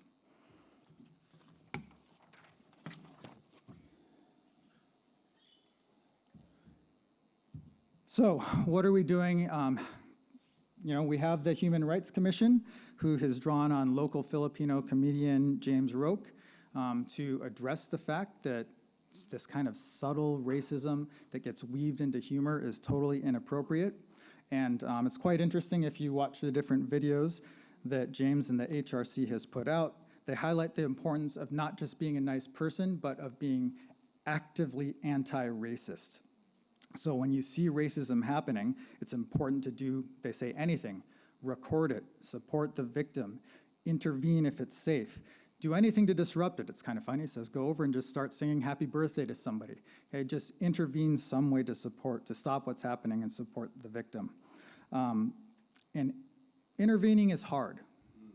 right? It's really hard. I've seen subtle racism happen and I haven't intervened, okay? It's very uncomfortable. But for the victim, it doesn't just feel uncomfortable, it feels unsafe. And sometimes it actually is unsafe. So if it's safe for you to intervene, we have an obligation to actually intervene. And we can go back and think about the language that's built into these definitions as a way for us to intervene. So if somebody's committing a micro insult, you can say something like, hey, what you said may not seem like a big insult, but it is because that kind of insult draws on racist attitudes and has been used over and over and over again against Asians. Okay? In doing that, you're pointing out the racism, but you're not saying the individual who perpetrated it is racist. You're saying the words are racist, and you're drawing on the history of racism to point that out. Okay, so you're not shaming the individual, you're shaming the action, and you're using the language to say, yeah, that's an insult. It might seem like a small or micro insult, but it's still an insult grounded in historic racism. If you're seeing somebody experience a micro invalidation, you might want to say something like, hey, it's probably not best to invalidate that person's experience. All right? The joke isn't funny because it's racist, and maybe they and their family have heard that time and time again. Okay, but use the language that we have on this slide in order to intervene. All right. Now, where can the Human Rights Commission campaign move a little bit further? All right. This is Philomena Assed. She came up with a term back in the early 1990s called everyday racism. It's very similar conceptually to microaggressions, so-called subtle racism. But what she says is, yep, racism happens interpersonally at the micro level. But if we go back to our definition, racism is about the uneven distribution of power, resources, and opportunities. It's also about how racism gets embedded in our social structures at the macro level. And so we have to move and think more complexly about addressing racism at the macro level as well. So one thing Assed argued is that we need to learn our shared histories of struggle and resistance. Okay? Not just as Asians, but diverse people, ethnic minorities of color, we all need to learn each other's shared histories of discrimination. And that's another way of thinking about that sense of whanangatanga. Right? We need to be able to cite examples of racism's repetition over time. Right? And that will help develop these stronger inter-ethnic and intra-ethnic coalitions. Okay? We also need to think about the existing power structure. Okay? Scrutinize organizational structures that uphold racism. So if there's an uneven distribution of power or leadership, as was pointed out before, we need to identify that and call that out. So if there are not Maori or African or Asian individuals who are in positions of decision-making power, we need to identify that and call out the organizational structure on that, which is not easy. It's probably best to do that as a collective. And then the last thing is, we need to think about how we change those organizational structures, okay? If we think, well, culturally, somebody might really value free speech, right? But if they value free speech to the degree that somebody can spout off racist stuff, right, then that's problematic. Okay? Free speech does not allow us to spout off discriminatory rhetoric. Right? So we need to call out management that doesn't understand those cultural problematics. And then the last thing is, as Asians, we need to support tangata whenua. We need to support the deep integration of Maotaranga Māori, Maori knowledge, and Tikanga Māori, Maori values and customs, into the organizational structure of different institutions. Why? Because in Tikanga Māori, there's not as much valuing of individuals. There's a lot more valuing of collectivism, whanangatanga, which is not that dissimilar from most Asian cultures. So I would like to end there, and I think Elaine will be coming back up to close out and move into our kōrero. Thank you.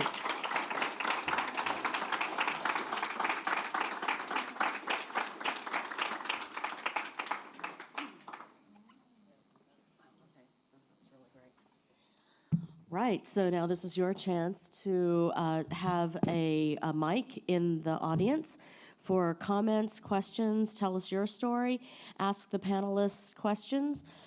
Kerry Ann and Manying and David, can you bring your chairs up here to the riser? And that way everyone can see you. I actually probably should be standing on a riser.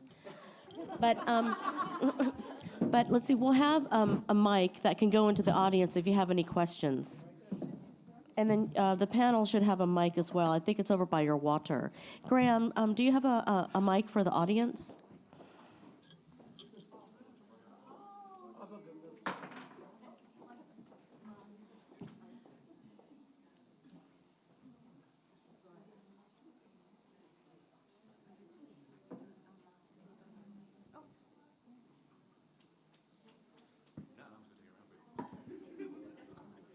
Go ahead, Luke. Does anyone have any questions or comments? We have a mic out here that works. Okay, gentleman in the blue here, excuse me, sorry. I'd like to say thanks very much for your presentations. David, if you could just say a bit more about the free speech objection that people raise when they want to say insulting or racist things.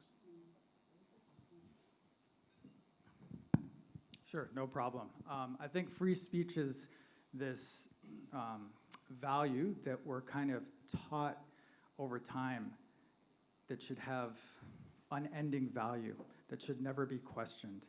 And it's moved into this, we've moved into this period where free speech as a value is being used as an excuse to say whatever people want, transphobic language, homophobic language, racist language, sexist language. And free speech is not a license to freely discriminate, to systemically discriminate.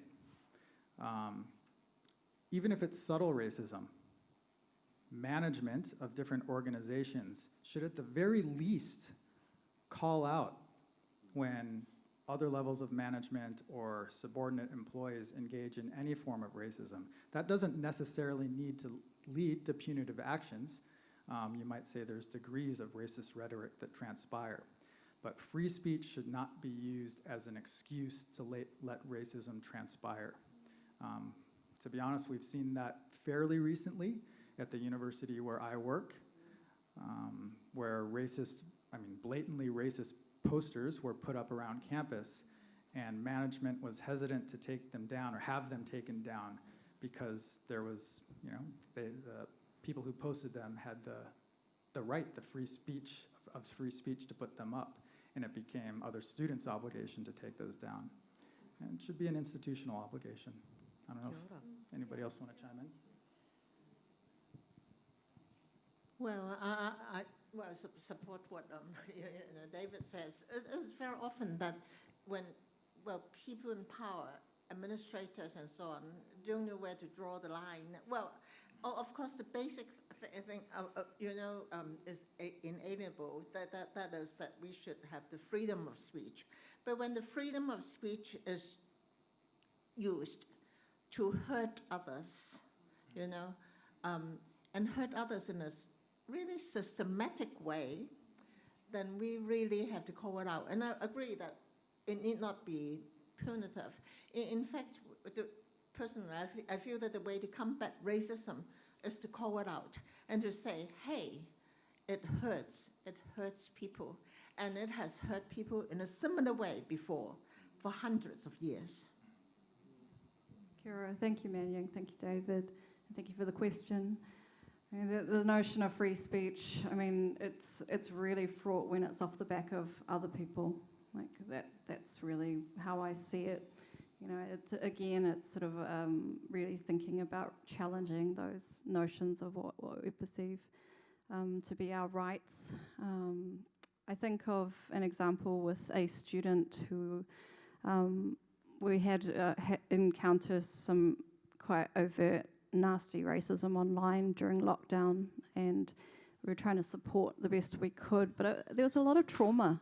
You know, there's a lot of shame if you've been the person who has had something directed at you. It's really hard to articulate, and sometimes, you know, in this case of the student, it unraveled a long-standing series of events that she's had since she started studying with us over the past 3 years, and that's kind of massive to bear. And also, as an educator, to support in that space, to be able to know how to be trusted and like work towards something that makes that person feel safe.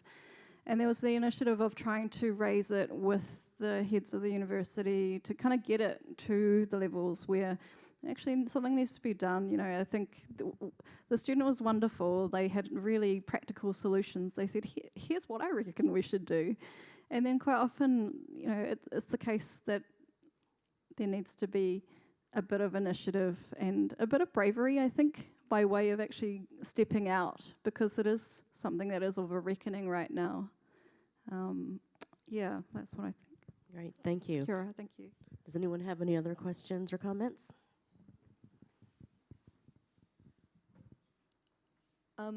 I know for me as a young person, seeing a lot of the Black Lives Matter stuff on my Instagram or my TikTok, it's very frustrating when you meet another young person who just doesn't seem to understand, and you're trying to explain racism to them, and you're trying to explain to a white person, for instance, why they can't say the N-word even if it's in a song, and they just don't seem to understand.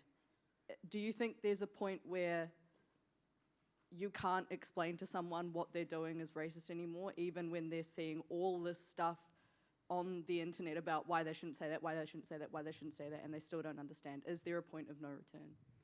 I think it's really confronting. Thank you for that question. It's something that, I mean, when I talk to my students in various degrees and other people around me, there's this acknowledgement that people are at different stages of reckoning and identity, whether or not people are feeling very proactive, they have some tools and resources, or people who are saying, well, no, it doesn't affect me. Like, I don't know what you're talking about. You know, and just having to bear that, it's really, yeah, it is frustrating. I think it's difficult to kind of accept that, but everyone is at different stages and levels of understandings with this. You know, the notion that Manying you talked about, sort of just learning about as an early researcher around poll tax and some of the early discrimination and legislation. Like, when our students get this materials, it's like a really like, wow, okay, we haven't been taught this yet. Like, yeah, I just think it's, yeah, it's quite confronting. I think I will answer your question or address this thing which many of us come across, right? So you find something that might be offensive or serious, and please don't say that or something. I'll just share a personal story with you. Once I was walking with, well, two other friends, so 3 of us together, Asians looking, all right, walking in some park in Ramera, you know, and it was just, you know, a morning walk, and then there was a group of non-Chinese, well, Pakeha people actually walking by, and they, well, we were just crossing each other's way, and there was this little child, now, and this is a very young child, and he just following his parents, I think, and then he just blurted out, he said, wow, Asian invasion, you know, and I didn't know what to react. I can't say, stop it, you racist, you know, and you can't do that to a child. And I only thought of it afterwards. Now, so I'll share with you, because I mean, Elaine says, well, when the words divide us, and what is the strategy? And I only thought of it afterwards, so it was quite useless, but now I'll share with you. I should have said, I think, that is not a nice thing to say. You know, I should have said that to the child, and hopefully, maybe the parents would hear it and talk to him. You know, it was a very young child. I can't say that as a racist thing or whatever. Well, it is. Or maybe he just heard it from somewhere. I should have said, that is not a nice thing to say. All right? And I do believe that is calling it out and then making people understand. And maybe the person will laugh and say, no, it doesn't affect us. You are too sensitive, you are getting on a high horse again. But hopefully, if you say something, then and not let it pass just like that, then it might have impact afterwards. That is all that I can say, yeah. Yeah, I think the internet is a very dangerous and scary place, but it's also a place where we can develop e-whanangatanga. So I think we have to be smarter than those who are spewing racism online, so that takes work on our part. We have to be able to quickly, concisely, and clearly articulate why certain statements are racist and what that means. So going back into, there's a historical context to that. And again, that's hard to do quickly, concisely, and clearly. But in the terms of e-whanangatanga, right, we need support. So, I was kind of joking about being a reverse racist in the beginning of my talk, but it's really critical. It's necessary that we have white allies, both in person and online. And they need to support us in explaining in those online spaces why statements like that, or the ones that you've encountered, are racist. Don't yell back online. I think it's just better to kind of write your messages in a way that communicates you're calm and clear and intelligent. And then think about self-care. So I think there can be a point of no return, where even if you have support, ethnically diverse support, you just kind of say with your friends, let's just block this person, otherwise you're expending a lot of energy. And you could be using that energy constructively elsewhere. Another comment or question? What's this bringing up for people? Comments, not questions, maybe.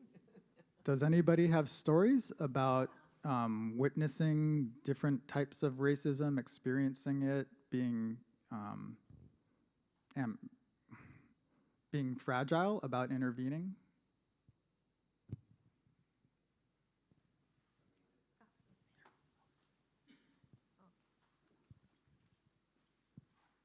Kia ora, Elaine. Tēnei te mihi kia koutou. Thank you for your kōrero, for sharing your knowledge and experience today. In hearing your talks, I've been reflecting on one experience I had in Auckland, where I was on a bus on Simon Street leaving the University of Auckland to go home, and it was a packed bus. And there was a guy who got on, Pākehā guy, would have been probably in his 20s, mid-20s something, and he was like muttering to himself. I think he'd had a couple of drinks or what have you, and he was muttering to himself and kind of making really racist comments of this effing Chinese, the effing this and the effing that and the whatever. And I was thinking, oh my God, like what is, I can't believe that this guy's saying this stuff and on the bus getting away with it. And I looked down the bus to go, oh, who's going to say something? And realised that on this bus full of probably 60 people, I was one of 3 or 4 Pākehā on the bus, and this guy was one of them as well, and realised that, the people around him sitting, because I was, like a few metres away, all of the people around him were also minorities and in a position where if they said something to him, they might also get attacked. And so I ended up just going, bro, that's really inappropriate and sort of racist. And that was all that was required. And he was like, oh, so sorry, miss, I'm so sorry. And the people around him instantly like, oh.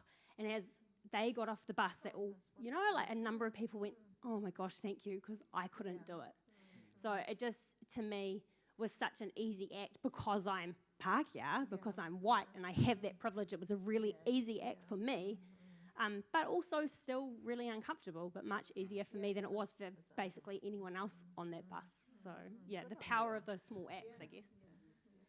I have to say, as a Chinese person, I really appreciate you in that story, Amanda, because the message is different coming from a white person. So if I stood up and said something, they could have more easily dismissed me as a hysterical Chinese woman, like, well, her experience or words don't carry as much weight. But when it comes from a white ally, it's a different message, and so it's really helpful. Well, thank you, Elaine. Calling out racism in a political environment. So I'm here with my wonderful colleague today, but you know, I sit next to another colleague in my chamber. I won't mention that name, you may, we won't have a guessing game. However, I'll give you a story and about being brave and calling out what I thought was racism. So we're sitting in a workshop and we're talking about the water infrastructure. So sitting next to this chap, I just said, oh, we've got the Y section coming up, W-A-I, Y, for water for Māori. So the comment back was, there's no Māoris in here today in the chamber. Why are we talking Māori? We should be talking English. So Sam being Sam, I did call him out that day. And what I have learned, is particularly in the environment that we work when we're in council, is that we do have standing orders and that we can now call them out under section 25.2C. But you know, isn't that sad that I have to study our standing orders to bring that person and call them out? But you know what? I will do it every time, whether it's on live, whether it's been screened in front of my colleagues, and you have to call it out. Is it uncomfortable? Absolutely. But you need to be brave. And it's not easy to be brave when you hear it and to stand up and lead, and because we're all leaders in this room. So I actually look forward to calling that person out more. That's all I wanted to say. Thanks, Sam. Did any of the panelists want to comment on that as well? No, I mean, you know, being half white, I have a degree of white privilege, and I can say it's hard to intervene. But if you don't intervene later on, that stews with you as well. And I think you feel better about yourself afterwards if you did intervene. And I would echo what Elaine says, you know, if we were in the bus and then have that kind of experience, all right, it is much harder for a Chinese person to say something because people will regard you as hysterical and stroppy and all the rest of it. And then that is why I remember at the university, I tended to talk to, you know, all sorts of people. And I often said, well, I feel that thinking New Zealanders would agree with what I'm going to say. Thinking New Zealanders would realize how much the Chinese or Asians have suffered. And so one of them actually said to me, Manying, where can you find all these thinking New Zealanders? But anyway, I do feel that people usually thinking, I mean, or have the ability to. So if we just, you know, stimulate that, then there would be more thinking New Zealanders, Chinese, Pākehā, and Maori, all will be thinking New Zealanders, yeah. Yeah. Oh, I have my own question, not really. Tēnā rā tātou, ko rongo mai toku ingoa. I'm Māori, but also Pākehā. And through my life, I grew up with a lot of Māori Chinese as well. And then at university, I found there was a really big divide between the other Pākehā in my group and my cohort at uni. I did a design degree at AUT.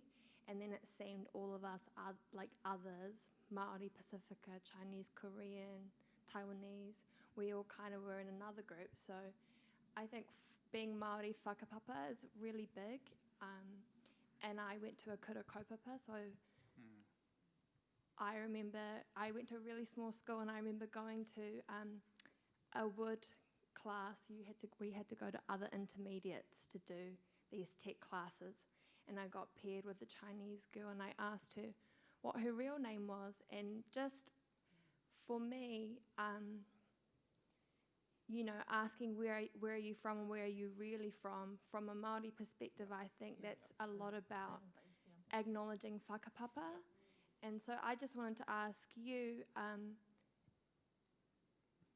how could I, as a Māori person, possibly empower and someone from the Asian community to identify where they're from, or to talk about their family, or to say their traditional name? And at what point is it, trying to out people, or at what point is it trying to empower them? I will just give a quick answer to that one, may I? Because I think that is really valuable, and well, I don't know whether it is, widely acknowledged and so on. So for Asian New Zealanders, right, I think the Japanese people and Korean people tended to use their own names, or keep their own names. I mean, like with myself, Manying, my own name. But I only had the courage to use my own name instead of an anglicized name, which I dislike profoundly, until many years after I was in New Zealand, and it was only after I got my PhD and only after I became faculty member of the Asian Studies Department that I say, please call me Manying. Don't call me by whatever, either Mary, or, which are very good names and so on, of course, except that they were not my real name. So I suppose if you want to ask and to show your real, that you care and your friendship and your whakapapa and so on, and you explain that is Maori culture. That is not meant to be rude and say that you are foreign. And well, if you don't, I actually got told why I picked an English name was that people say, laugh, Manying, how can I pronounce it? Pick an English name. All right, yeah. So, I mean, you can't imagine, I was that diffident, so I just picked anything. But so I'm sure it would be greatly appreciated if people ask me what my real name is, except that, the airline got totally confused. Yeah. Thank you, Manying, and thank you for that question. I think the notion of being, what does a good ally look like by way of creating safe spaces for conversations? I think you were really articulate in identifying that by way of acknowledging your whakapapa, and I think that's a really generous way to start that conversation. Like as Manying said, just creating that common ground by way that bypasses these kind of the middleman, the sort of the colonial kind of gatekeepers to, relationships like where Maori and Indigenous conversations can connect with migrant settler communities in a really genuine way. Is something that we're looking forward to, and it's already happening, but it's not so visible. And I think it's a really radical thing to be able to, have that actively within your communities and sort of as individuals. So yeah, ka pai, kia ora. Yeah, just real quickly, our family I grew up in Southern California, and we'd always go to Hawaii over the summers to visit my dad's side of the family.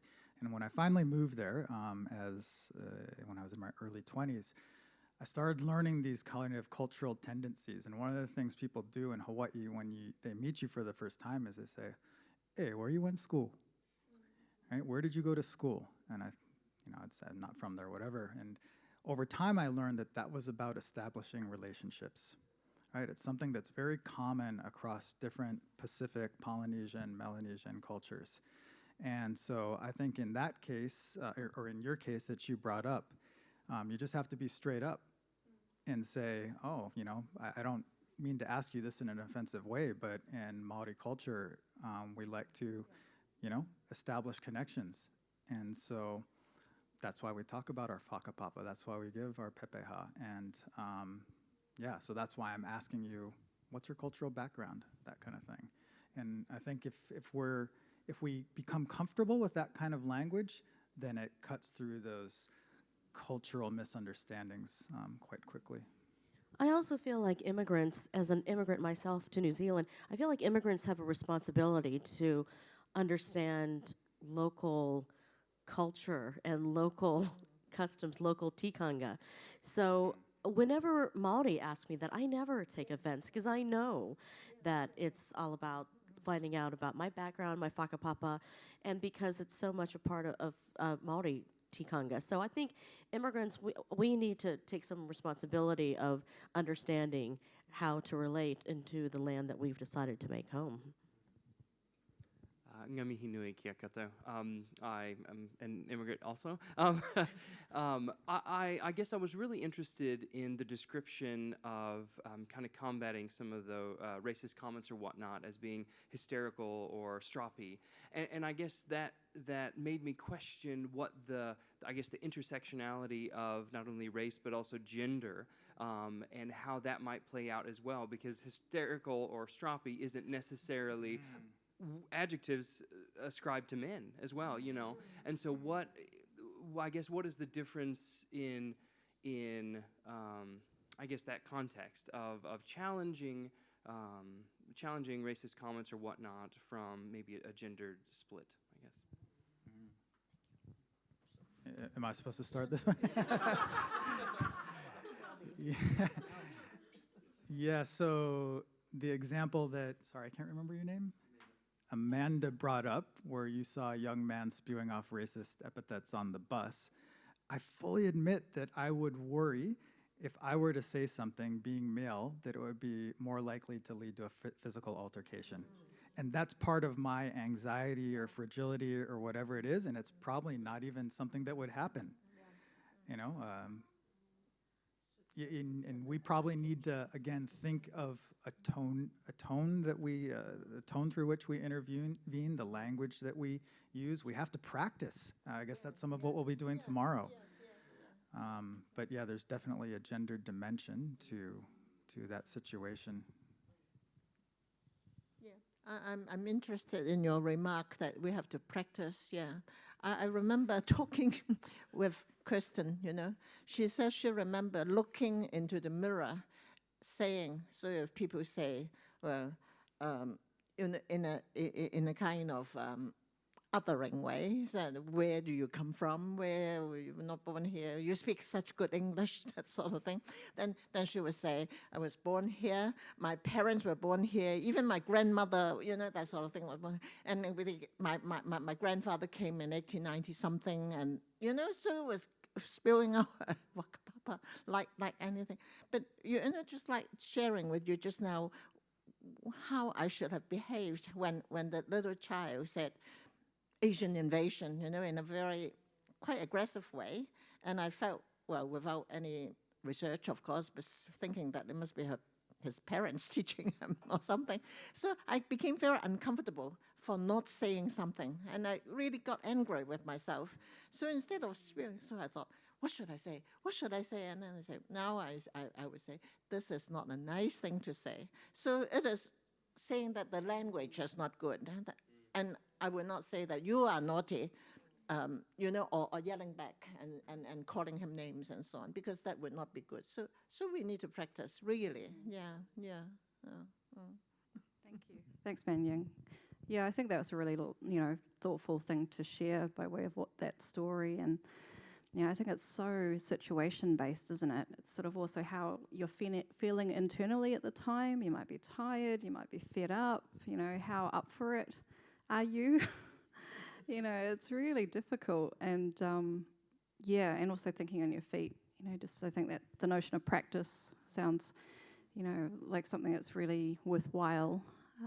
I think about my students also who, they bring it up by way of that question, where are you from, where are you really from? And again, context, energies, what Kirsten mentioned about, you know, I will, you know, address this, sharing my whakapapa of, you know, naming my ancestors, where I'm from, talking about Te Rangawaiwai and these notions of place and space. And I think in some contexts it's really necessary, you know, such as conversations with Māori, that's essential and crucial. And but at the same time, I think as if it's just something that's passing by and it's taken on board maybe, and you feel a bit sensitive about it, you know, which people do, it gets a bit exhausting, because you know that question has been asked by, you know, to your aunties, to your parents, and people, you know, your friends as well, who are people of colour, and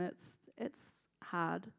As far as your question, I liked your question about gender, because that's sort of something that I'm not sure if I've really sort of thought too much about, other than that it was noticeable around the Asian Aotearoa Arts Hui that there's a lot of really strong leadership by Chinese New Zealand women and I guess female women artists who, whether or not there's sort of this notion, I think Esther Fung had a wonderful presentation at Dragon's Tales about women in terms of leadership by way of conversation. There's some amazing men who have also been part of this conversation, but prominently, quite visibly within, I guess, the community that we're part of. That's something that's sort of worth noting. Thank you. And I think that identity is really important. You know, when we talk about individuals maybe online spouting off, racist comments, 9 times out of 10, maybe anecdotally, it is men that are also expressing that, maybe their privilege or that, freedom of expression, and yet it is harmful. And I think that the identity piece is really important, that I can have a greater sense of my own identity if I have an other, and instead of doing the work to come up with my own sense of identity, of my own ownership of myself or of that ownership, it's better to do that on the backs of having an other. And my worth or my image of myself is not based here, but it is based against or different from. And I think that that's really at the center point, coming from America as well, the pinch point, especially now at this time in America's development and recognizing the demographic shifts and the changing landscape, and even in New Plymouth and the reaction against Māori wards, the pushback is often from individuals that are feeling threatened because they might not have the expression of privilege that they think they might have had. So. And I think that's the whole kind of cornerstone of this conversation around racism, because it's such a prickly topic. People get very confronted by it. And when it's out in the open, the notion of calling it out, people are like, oh, you're making a deal out of it, but it's like, well, and being threatened, that's another kind of notion that, people kind of have this perceived threat that if you're elevating or drawing attention to, say, Maori or Asians within this kind of space, you're disadvantaging or it's at the cost of everyone else. The notion of Black Lives Matter, for example, it's like, of course Black Lives Matter, of course all lives matter, that's the whole point. But to be really underscored about it, it's not upsetting the other. If it's not good for one, then it can't be good for all. If we're really thinking as active citizens, we're not in and of ourselves. We're in conversation with each other. That's a really good way of wrapping up because it's now about 5 till 5. Can you help me in thanking our panelists today for this talk? Thank you very much.